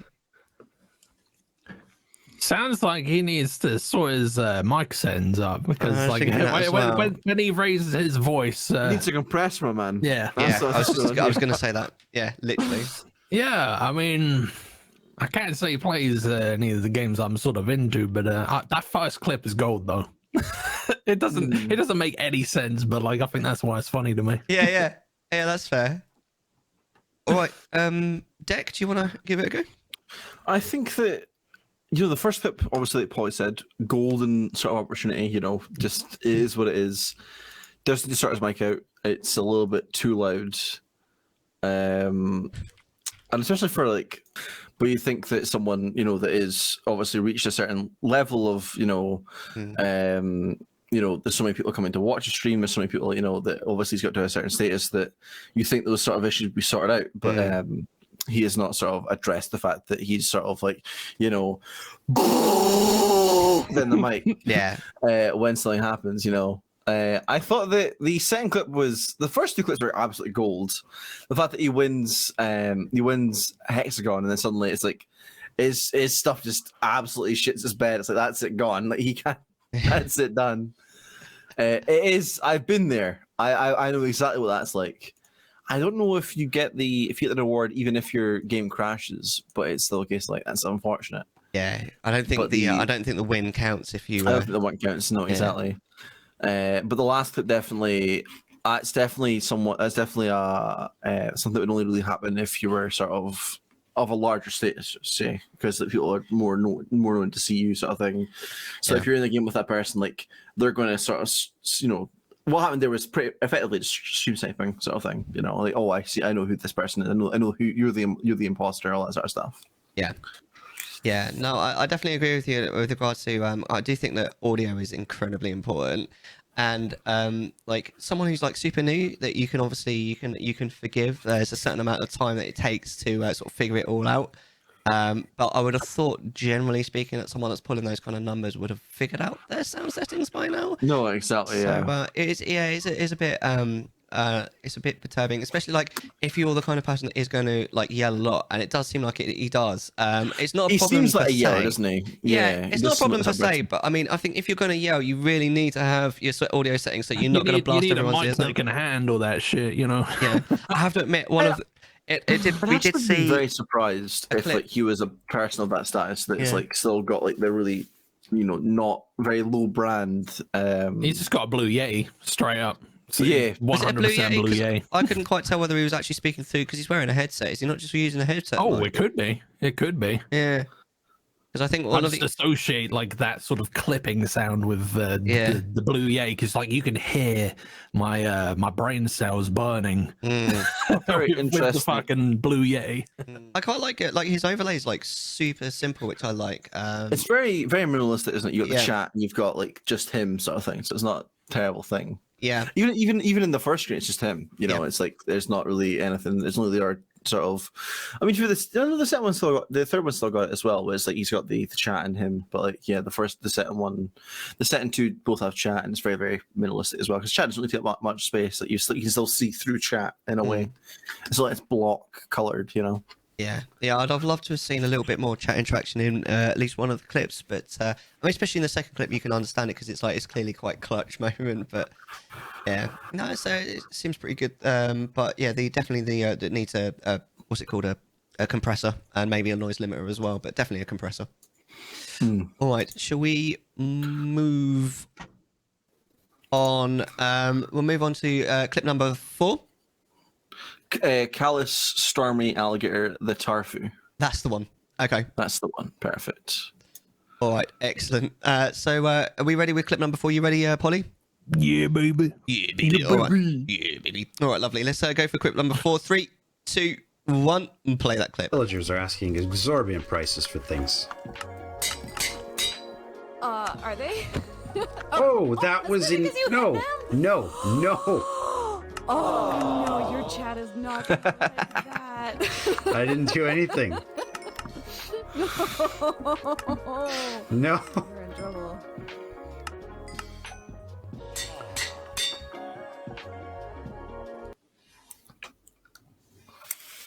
I'm not entirely sure what happened. Did I miss something? No, you're not alone there. It was he hit the villager, and then the chat played us an effect. I think, or was it? Right, it was a good either timing. he played it himself, or like chat played it himself. Played it them, like, Right. through a sound effect, and it was like, oh, sort of thing. Okay. That's what happened there. All right. Well, in that case, let's move on then to the next clip. What's this one called? It's got Animated optimistic tiger forehead. that's the one. All right, amazing. Wait a minute, where is that? Oh yeah. Yeah, you got it. Excellent. Backler proof, not clickbait. All right, are we ready? Yep. 3, 2, 1, play that clip. No, the bat. Wait, that was another short one. Can we watch that again? Yeah, All go right, for it. 3, 2, 1, play that clip. No, the bat. All right, amazing. Honestly, in that situation, I'd be like, where did the ender chest go? Because it fell into the water. And I'm like, go get the chest. You know, it's got all the stuff in it. Literally. And then we'll move on then to the last clip for this streamer. Are we ready? Yep. Trustworthy Ray Crabs. I'm glitch. Yeah. Yeah. Lovely. 3, 2, 1, play that clip. It's recommended. Mrs. Carrot is recommending I go silent on the issue, so. No!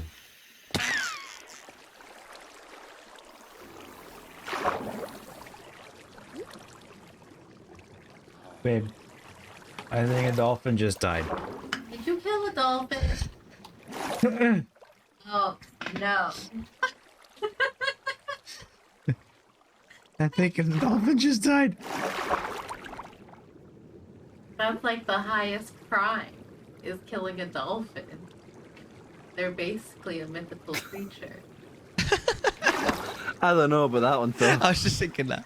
It's been a very dangerous. What just happened? What just... No.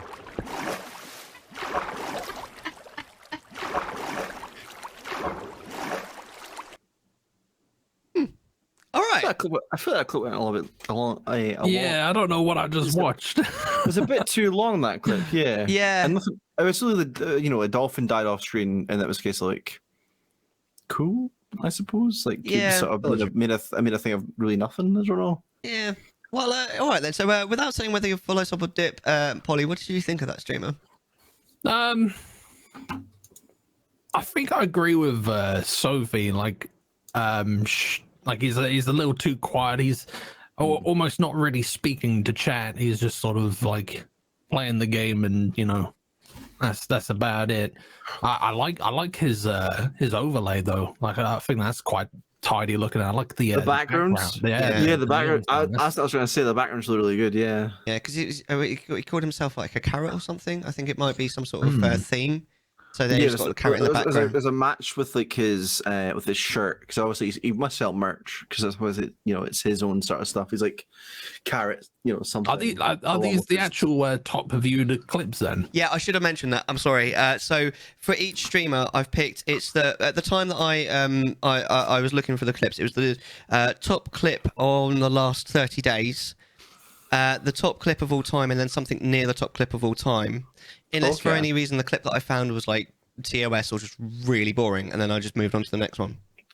So it's generally it's their most viewed clips, generally speaking. Okay. Yeah. Interesting. Yeah. Does that change anything for you there, Polly? Yeah, they're sort of very weird clips. I don't really. Have you noticed, if you look at his stream, you saw like a Bitcoin in the top corner? It's some sort of like, there's a coin that's currently like spinning all the time, and it's like, what's this all about? Yeah. I don't know if that's like maybe if obviously it's a more Minecraft sort of oriented streamer. If he's like more of like, because he's got MC in the name, so I assume maybe it's a Minecraft oriented streamer, but maybe it's like Minecraft guild sort of thing, or Minecraft sort of I'm thinking so. Things in. But it's like, it's a weird thing to put in the corner unless it's like related to your sort of stuff you're doing, Yeah, absolutely. I maybe think it's a certain SMP or something. I don't know. Harry Harvey in chat, I think, has just kind of summed it up quite well. When it said it dedicated Minecraft streamer, it seems maybe a little bit non-engaging. I can definitely see where you're coming from there. I definitely agree with Polly about his overlay, though. I do like his overlay. Like, it's fairly minimalistic, but it actually says quite a lot in the space. It's like it uses the space quite nicely. I'm never really a fan of. This is actually something I don't think we've spoken about very much in the show, just in general. I'm not really a fan of like streamers speaking to third parties and trying to make that part of the stream. Sort of thing. Yeah. I mean, obviously, if you need to speak to someone, you need to speak to someone, but actually trying to sort of include them in the stream, like the stream can't hear them. I feel like if there's any case, like yourself or me, or like maybe Polly, someone comes to the room. I don't know if Polly is alone, but obviously if your wife Mellar and I live with my grandparents. If someone comes into the room, I sort of mute my mic and I sort of speak to them, then I go back to the stream sort of thing. Exactly. So it's like, maybe that's an etiquette people have built up, or maybe like this person's just like, he's with his girlfriend, or like his wife is in the background. It's like, oh, I talked to that sort of person, and they're watching along. It's like, okay, maybe they're playing with that sort of person, but it's like, if you're playing with that sort of person, you sort of expect them to be sort of on stream with you, maybe. Yeah, exactly. I was going to say that. Yeah, if you're going to include the third party, I feel like you should actually like include it so that everyone can see them and hear them. Discord call. Yeah, or even just bring them actually on stream so that they're in view of the camera and the mic. And if they don't want to be, then don't include them in the stream. That's it. It's essentially like tough when you say it, but it's like it generally just is true, Yeah, absolutely. And yeah, I didn't see really any. Was there any? There was some chat interaction, I think, on the first clip. I don't think it was actually he was talking to chat, but I think chat did something, didn't they? That interacted with the stream. I think it overall. was chat who did the sort of thing of the stream, because it was like all the sound effects or like blurbs or whatever they would add to it. Yeah, I'm definitely getting chill vibes. I feel like I could dig this, but at the same time, I could definitely chill in the stream, but maybe like they're not the sort of person who would talk to you because they're obviously built up and it's like they're not really talking to chat as much. Sort of thing. I got that feeling as well. All right, shall we move on then to clip number 7? That is inspiring unusual milk double rainbow. Rainbow, dude. Wait. I'm looking at the wrong one. I'm already seeing something. Oh, no, I'm on it. I'm already seeing am I sitting DBD? In the background, yeah. Your and then we've got favorite game, stream in the foreground. Your favorite game. You'll love to stream this game. All right, are we ready with this clip? I am ready. All right, 3, 2, 1, play that clip. It was that when I was typing. You're lying to me, Zen. You are pulling my leg. I think you are trying to bamboozle me. I think you're making a fool out of me. I think you are lying to me, Zen. Okay. I think someone's lying. I think someone's pulling his leg, mate. Yeah. All right. We move on to the next clip, number 8. Are we ready? I am. Okay. 3. What's that? Is that Ace with the chip or something? Ace of Twitch. Wandering Tough Sheeps. Oh yeah. I was reading the name of the. Hollow Knight is on the screen. Yeah. Yeah. All right. Lovely. 3, 2, 1. Play that clip.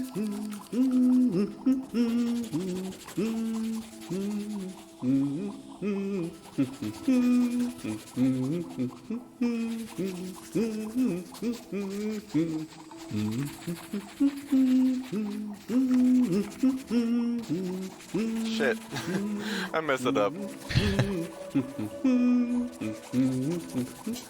Magic? Isn't it magic? Yeah.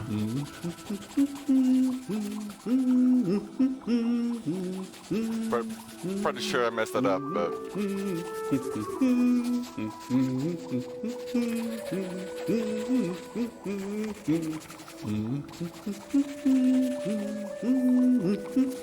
hope you guys remember what the card was, because I did it pretty damn fast for some reason.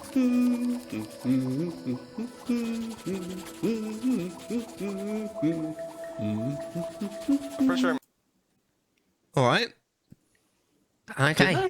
Did anything really happen? Well, that's what I was thinking. It's the character. Yeah, it's the character humming, not the streamer. That's right. Yeah.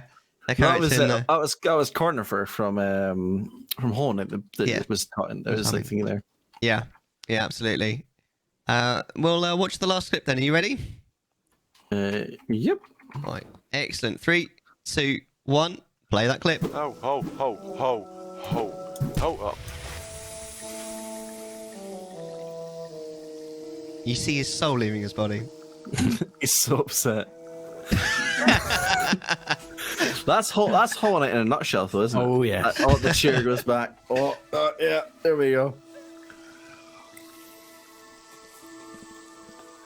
It's like a streamer version of that Terminator scene where he's got his thumb going down. Terminator 2, yeah. Oh no, I fucked this up. Boom. Oh goodness. I think he's doing shadow puppets now. It's a unicorn. Is this a suicide run, or is it just that's killed? Honestly, MLG, takes a special kind of skill to die this much. Clip this somewhere. I'm not sure about that one, fella, but okay. I love it. So, again, just without saying whether you'll follow, sub, or dip, what do you think of this streamer, Polly? In the first clip, he's got a very nice sort of setup. I like his. It's a clean look. Yeah, I get the feeling that's a much newer clip than the other two. Yeah. He's got a good mic. I like his voice. He's got a smooth voice. I'm into that. Yeah. I dig it. Yeah. All right. What do you think, Dick? I think that agreeing with what Polly said about the first clip, how it's like the nice sort of overlay. You can tell that it's a more recent clip. Yeah, you can. Yeah, I say that. Yeah, it seems like it's a lot more up to date. It's a lot more sort of like the older clips seem like they're both Hollow Knight. They might be from the same sort of time, all that sort of stuff. It does seem like he's like a lot more sort of he's growing to like this is sort of he's sort of like we were talking about earlier how you sort of find that. That commentary voice or that sort of thing, like the way that you sort of speak or the way that you sort of do things on stream, you sort of grow to it. That he sort of, you can see the camera quality has increased significantly from the previous clips. He's got a new layout, he's moved somewhere else, he's all doing all that sort of stuff, playing different games.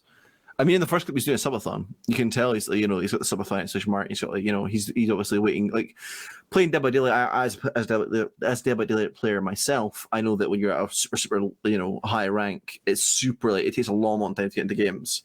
So he's got words on stream. So he's like he's keeping the chat, people that are actually there engaged whilst he's waiting for things. So he started sitting talking. And it's like, oh, how are you, sort of thing, all this sort of stuff. It's like all the sort of stuff you say, at the even beginning sort of the stream.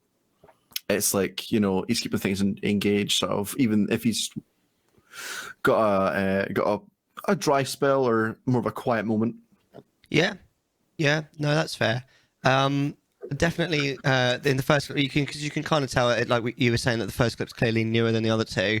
Rocking the Shure SM7B, which is the the classic partner, like so many of them have it. I mean, you don't have to be a partner to have one. I know plenty of non-partners that have them, but it's not just the fact that he's got the expensive mic. He's clearly set it up right. It sounds amazing, which is good. Yeah. The camera's also good. The lighting's good. The overlay overall is good on the first one. I feel like the overlay in the first clip looks the best.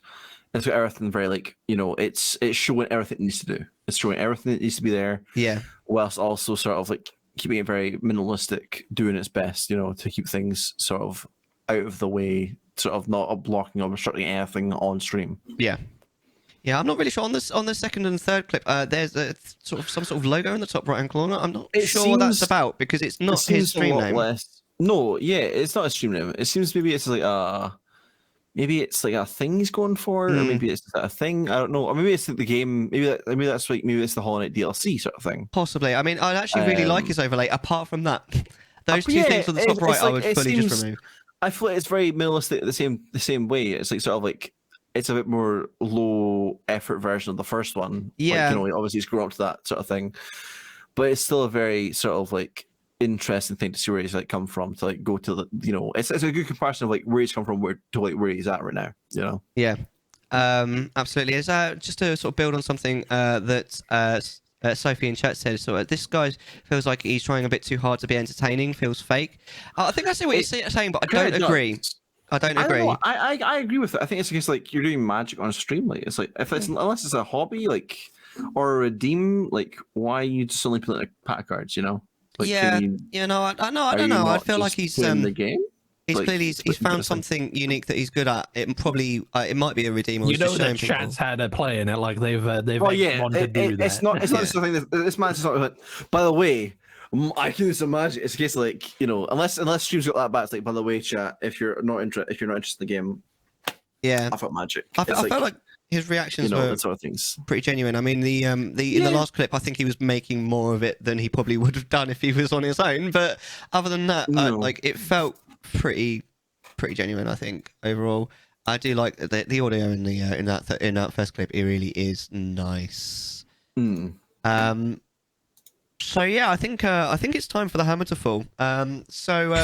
Polly, which one of these three streamers would you follow? Which one would you sub to? And which one would you dip? Just mention sort of first one, second one, third one. Kind of thing. Right. So I think I'm going to be echoing what Daff has said. Yeah. So the first guy, I'm probably going to dip. Not for me. He doesn't play any games that I'm really interested in. Yep. The mic is a big deal breaker for me. Yeah, that's understandable. The Minecraft guy, I'd give him a follow.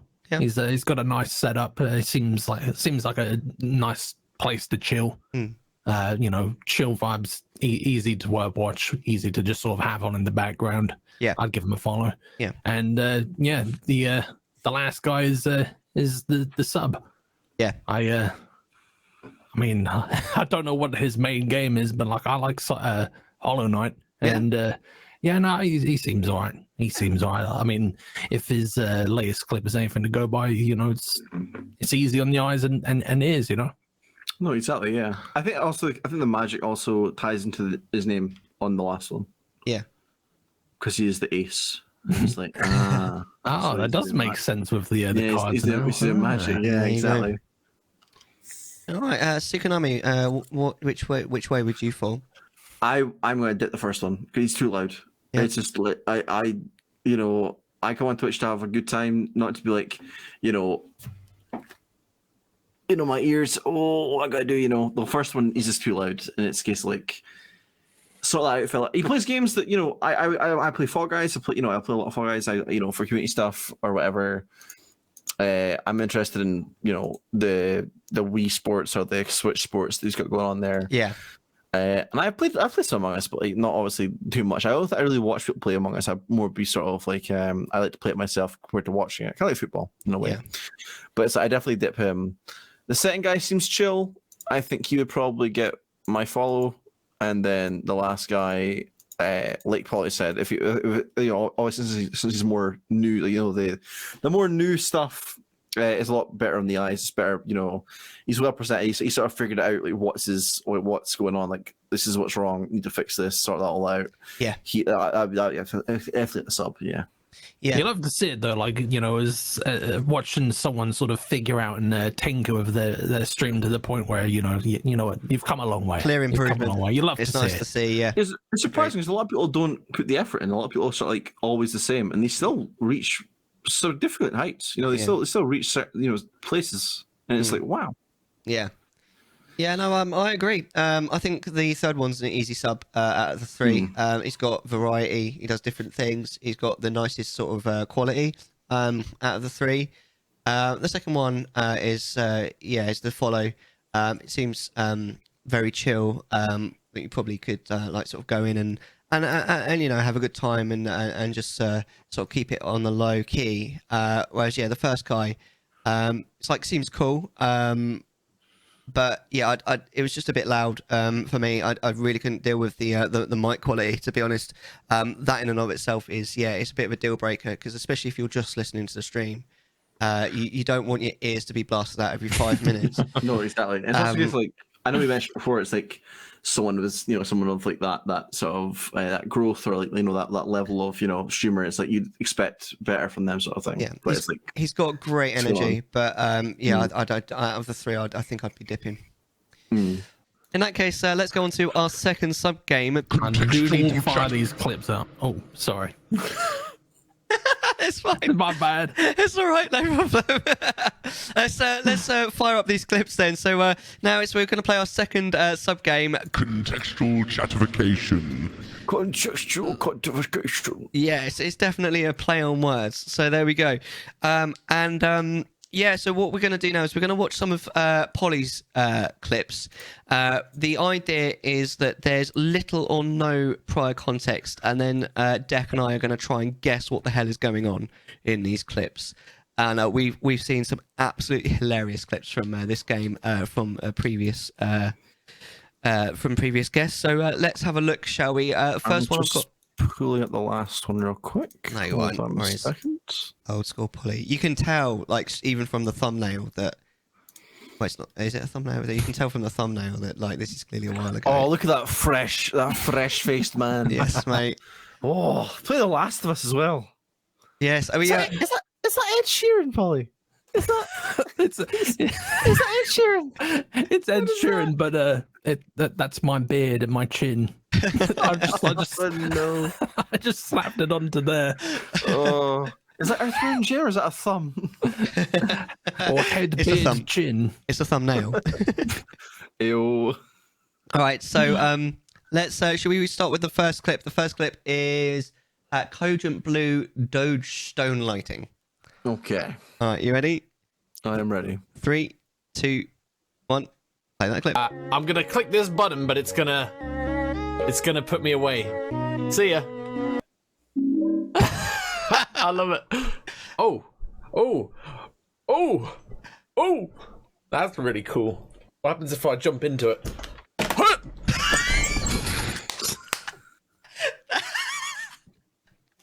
I'm gonna click this button, but it's gonna put me away. That looks so fun. What? That was amazing. Do you want to try and guess what's going on there, then, Dave?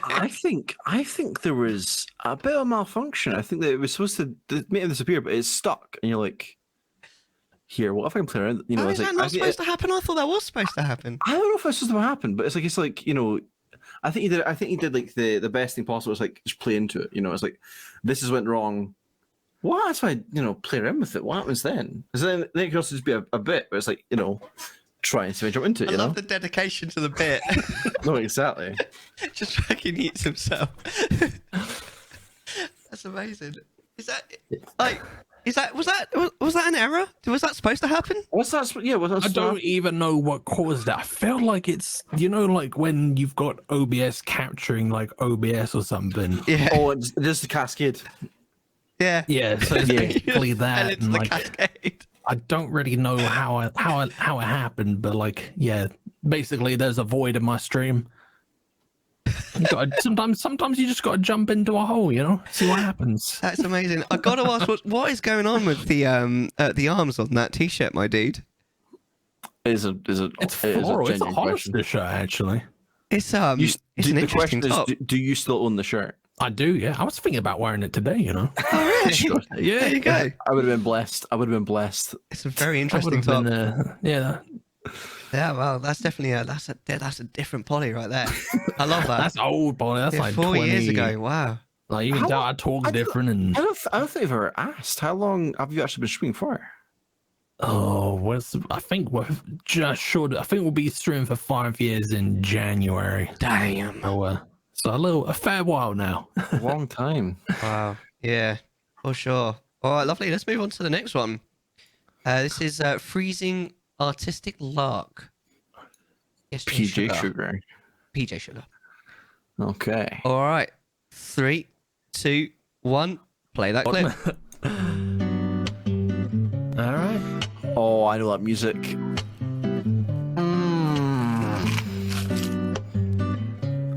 Oh no, Is that an onion? That's an onion. What's an onion? Oh, that's spicy.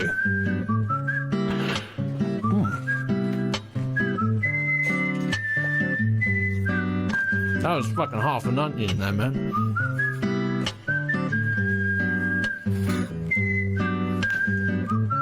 Oh yeah. That's come out my nostril. Oh god, that looks unpleasant. As he bats here to witness it. I mean, it says the onioning at the top. I fucking love that game. Polly, wait. Before we, why? What? Sukonami, what is going on here? That music's Deadly Premonition, mate. That's one of the best games I've ever made. Sophie's like, all right, Shrek. Let me tell you, Deadly Premonition music is one of the top tier music. Oh, even though the game is genuinely audio. It's a bad spot audio. I bought a Switch just so I could play that game. I bought Deadly Premonition 2 and I was like, I'm so excited. Let's go for it, York. The game ran 3 FPS. I'm like, I would never expect anything better. It's awful. What? Oh. Why? Eat an onion. Why? I can only imagine it was like a goal, or it was like, here, if I give you this, you'll eat an onion. So I don't want to think about it. Until fairly recently, I do like onions. A redemption where I like eat a thing by request within reason, and quite often, like I've this is not the first onion that I've eaten. Like I've eaten a few of these bad boys. So like for 100,000 channel points, I will eat a thing. And yeah, it doesn't get easier.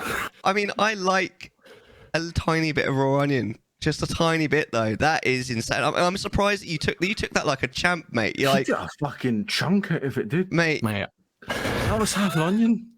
I was crying by the end of it. Like it's not a fun experience. Like it gets all in your sinuses as well. It's don't do it. Don't do it. No, I don't think I will. But fun fact about onions: if you dip it into a bowl of water, it doesn't do that. Okay. Oh, maybe I'll. If you so what I'm telling you, Polly, is if you pre-moisten your onion, you should be fine.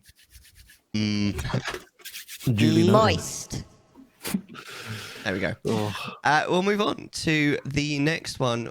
Shaking Incredulous Okapi Whatface. It's fucking Toy Story 2. Yeah, boy. Oh, hell yeah. I fucking love Toy Story. All right, excellent. Let's play this clip. 3, 2, 1. Play this clip.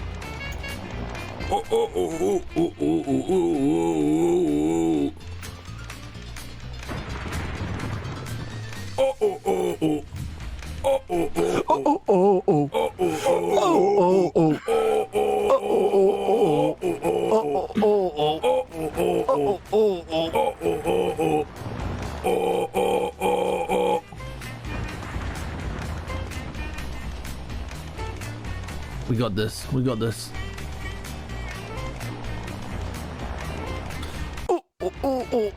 I don't even have to tell you what's happening there. I can just tell you that it's a banger soundtrack. Yeah, that is an amazing. Yeah, you're humming along to the soundtrack, ain't you?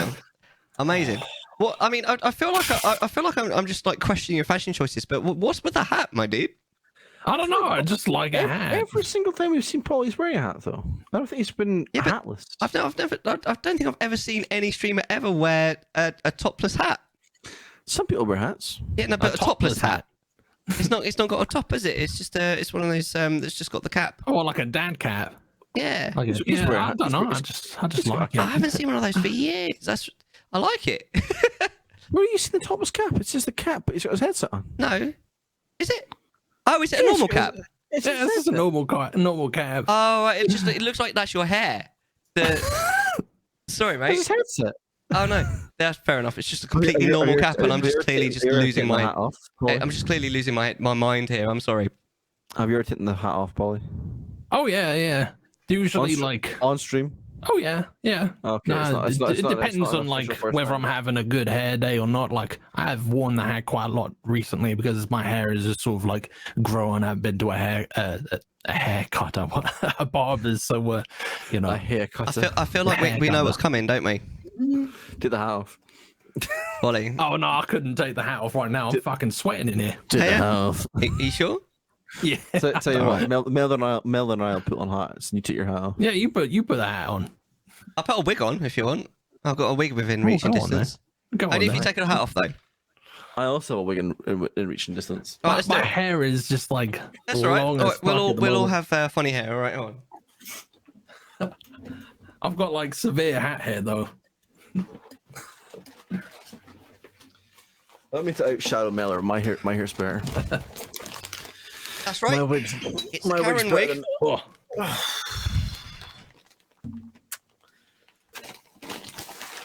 It's a Karen wig. Oh god, yeah, it is Karen. It's Karen. Wait, this is brave, Polly. That's the question. Disney's brave. Oh wow.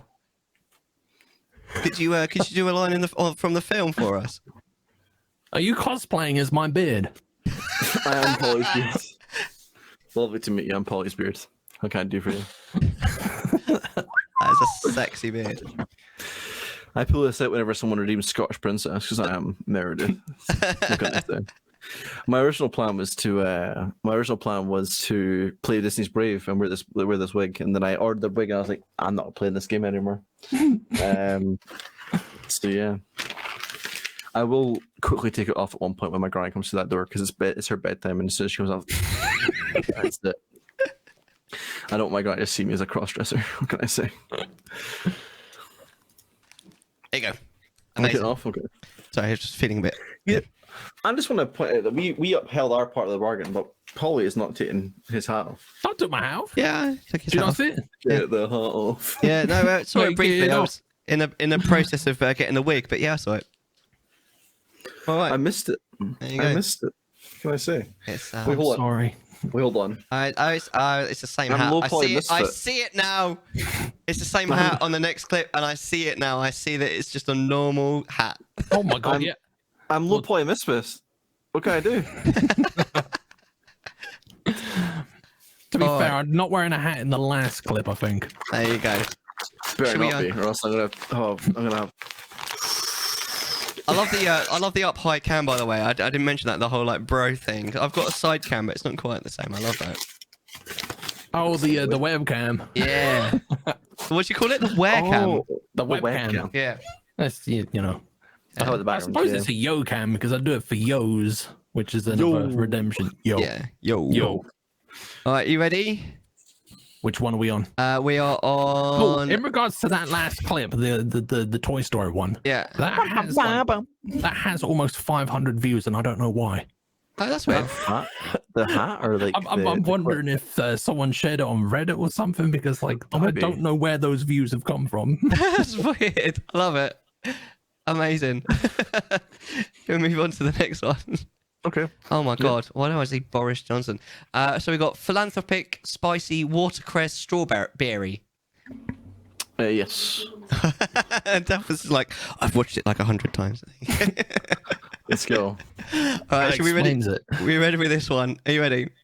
I think you need to change to the scene though. Oh yeah, lovely. Thanks for pointing that out. Appreciated. All right, 3, 2, 1. Play that clip. Oh man, my life is a yoke. Oh, hold on. Oh, it's Oh, egg. no. No.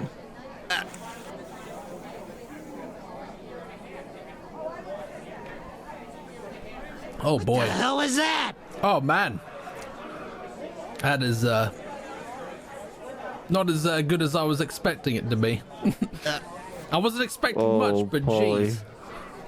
Oh, Man, I Polly. literally just went straight in. This is a low point, mate. Oh, Do you want to rephrase that? My life is a yoke.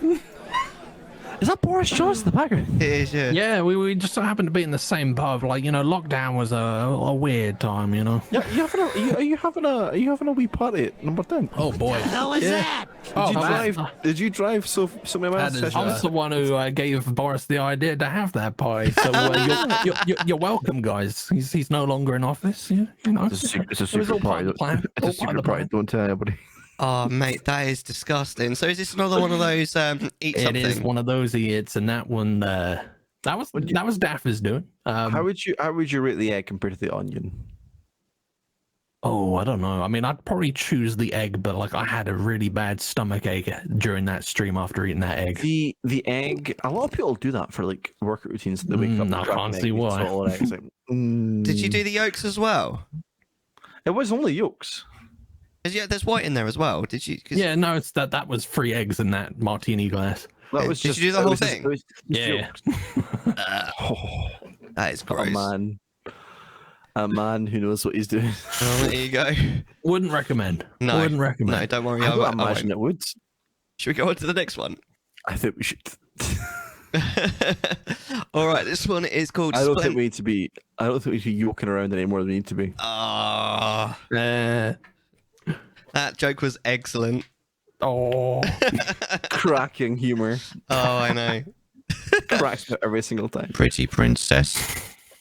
That was not the right button. Anyway, oh, excuse me. We'll move on to this one. Yolks? This is a splendid neighborly Mallard resident sleeper. The Mallard's relevant.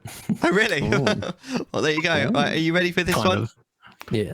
All right, 3, 2, 1. Play There that he clip. is, man of the hour, gazing into the swamp, the lake rather. Long flowing locks. Woman getting too close to the screen. Big old There it is. goose. Fucking coming in hot.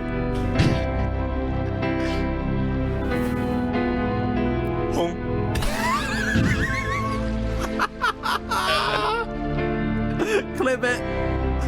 There he is, man of the hour. I'm guessing the honk was something provided by Chaz. That was a sound command. That was a sound command. That was amazing. What was that game? That is fucking Gabriel Knight, the Beast Within. It's our OG point and click. It's a lot of fun. It looks utterly ridiculous. I love it. It's got a lot of ducks in it, apparently. That is brilliant. Another good. I love a good timing clip. That is fantastic. Oh, you gotta love them. All right, the goose, the beast. Yes. Oh, mate, should we move on to the last clip? I think Let's. Amazing. All right, lovely. Well, small cheddar. You what? yes, you what? You want? I would like to do this one. I would like to do this one, Miller. If you would so grant me the honor. Yep, go ahead. 1, 2, 3. Play that clip. I don't have any options.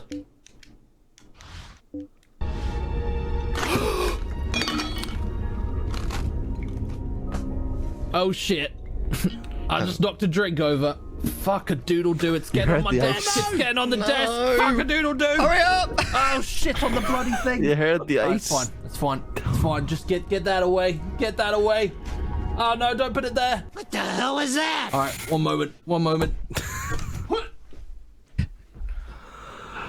Oh man. That was, I feel like Polly Child is inner Martin Goodwin from Friday Night Lights. Shit on it. Oh man, that was horrendous. I was drunk, as you can probably tell. But, What drink was it that you? That was a gin. That was a gin and lemonade. You can see it. When you pause the clip right at the start, you can see the red that's showing the You see, it's the redness in the eyes. I don't think that Is it language is really- allowed in Hogwarts. Oh, I that think is you're a fabulous. detention friend.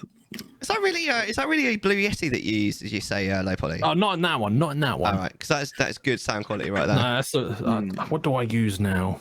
I think it's a Rode PTS1 or something like that. Yeah, no, the Rode It's a good one. stuff's really good. This is a Rode. Yeah. Procaster, I think it's This called. is a Blue Yeti. Blue Yetis can be like they can for the price point they are actually amazing. Like They are really good. If they're set up right, they can be so nice. And yours is fantastic. Emphasis on the setting up right. Yeah, you've got to set it up right because it can sound like Thanks, us. boy. But any microphone can sound like us if you don't set it up right. Because we've watched clips on this show before where someone had a Shure SM7B and it sounded so bad. You know. There you go. Well, that was amazing. I mean, I'm sorry you spilt your drink. You can see the rosy cheeks. You're clearly a little bit alleviated at least. Did you do any damage, or are you good at the end of that? Because you had, I don't think so. I had everything spill over. Okay. Yeah, no, I don't think so. I think we got everything out of the way just in time. So the desk was a little bit sticky, but you know, sticky. Not the first time, not the last time. So you know. Oh, amazing. Well, I think that's pretty much a show. Any final thoughts, Polly? This was fun. I had a good time. I mean, I'm not the best at conversation, but I gave it my best shot. Mate, we've been going for ages. Seriously, we've overrun how long we normally go for. So that's. I feel like we've definitely swung for the win column. That was really good fun. Yeah, Sukonami, any last thoughts? I thought it was fantastic. Yeah.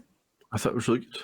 Yeah, absolutely. Me too. Really enjoyed that. I hope you guys did as well. It is just worth noting, I think this is the commands, Chattisfying. So this is the 17th episode of this. If you'd like to see any of the other 16 episodes, it's all there on those two playlists that are currently in chat. So yeah, knock yourself out. If you'd like to see more of this, then do follow me. This is where we do it live. We do it live. And you get to hang out with me? Yeah, in terms of time, I'm not... like, it used to be like a monthly thing. Now it's just sort of whenever we can do it. I'm kind of hoping to do one in December. Maybe a Christmas special. We'll see. But it depends on so many things. So we'll I see have how the it goes. ugliest Christmas jumper to show off. It Good. lights up everything. I've got a little nice one. There you go.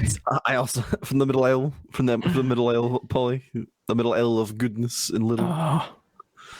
There you go. I feel like Little's one of those places where you just fucking you're like, oh, I'm going to get some meatballs, and you end up coming out the middle aisle with like drill bits and like, a fucking canopy set, and it's like genuinely like random shit. What the fuck have I got?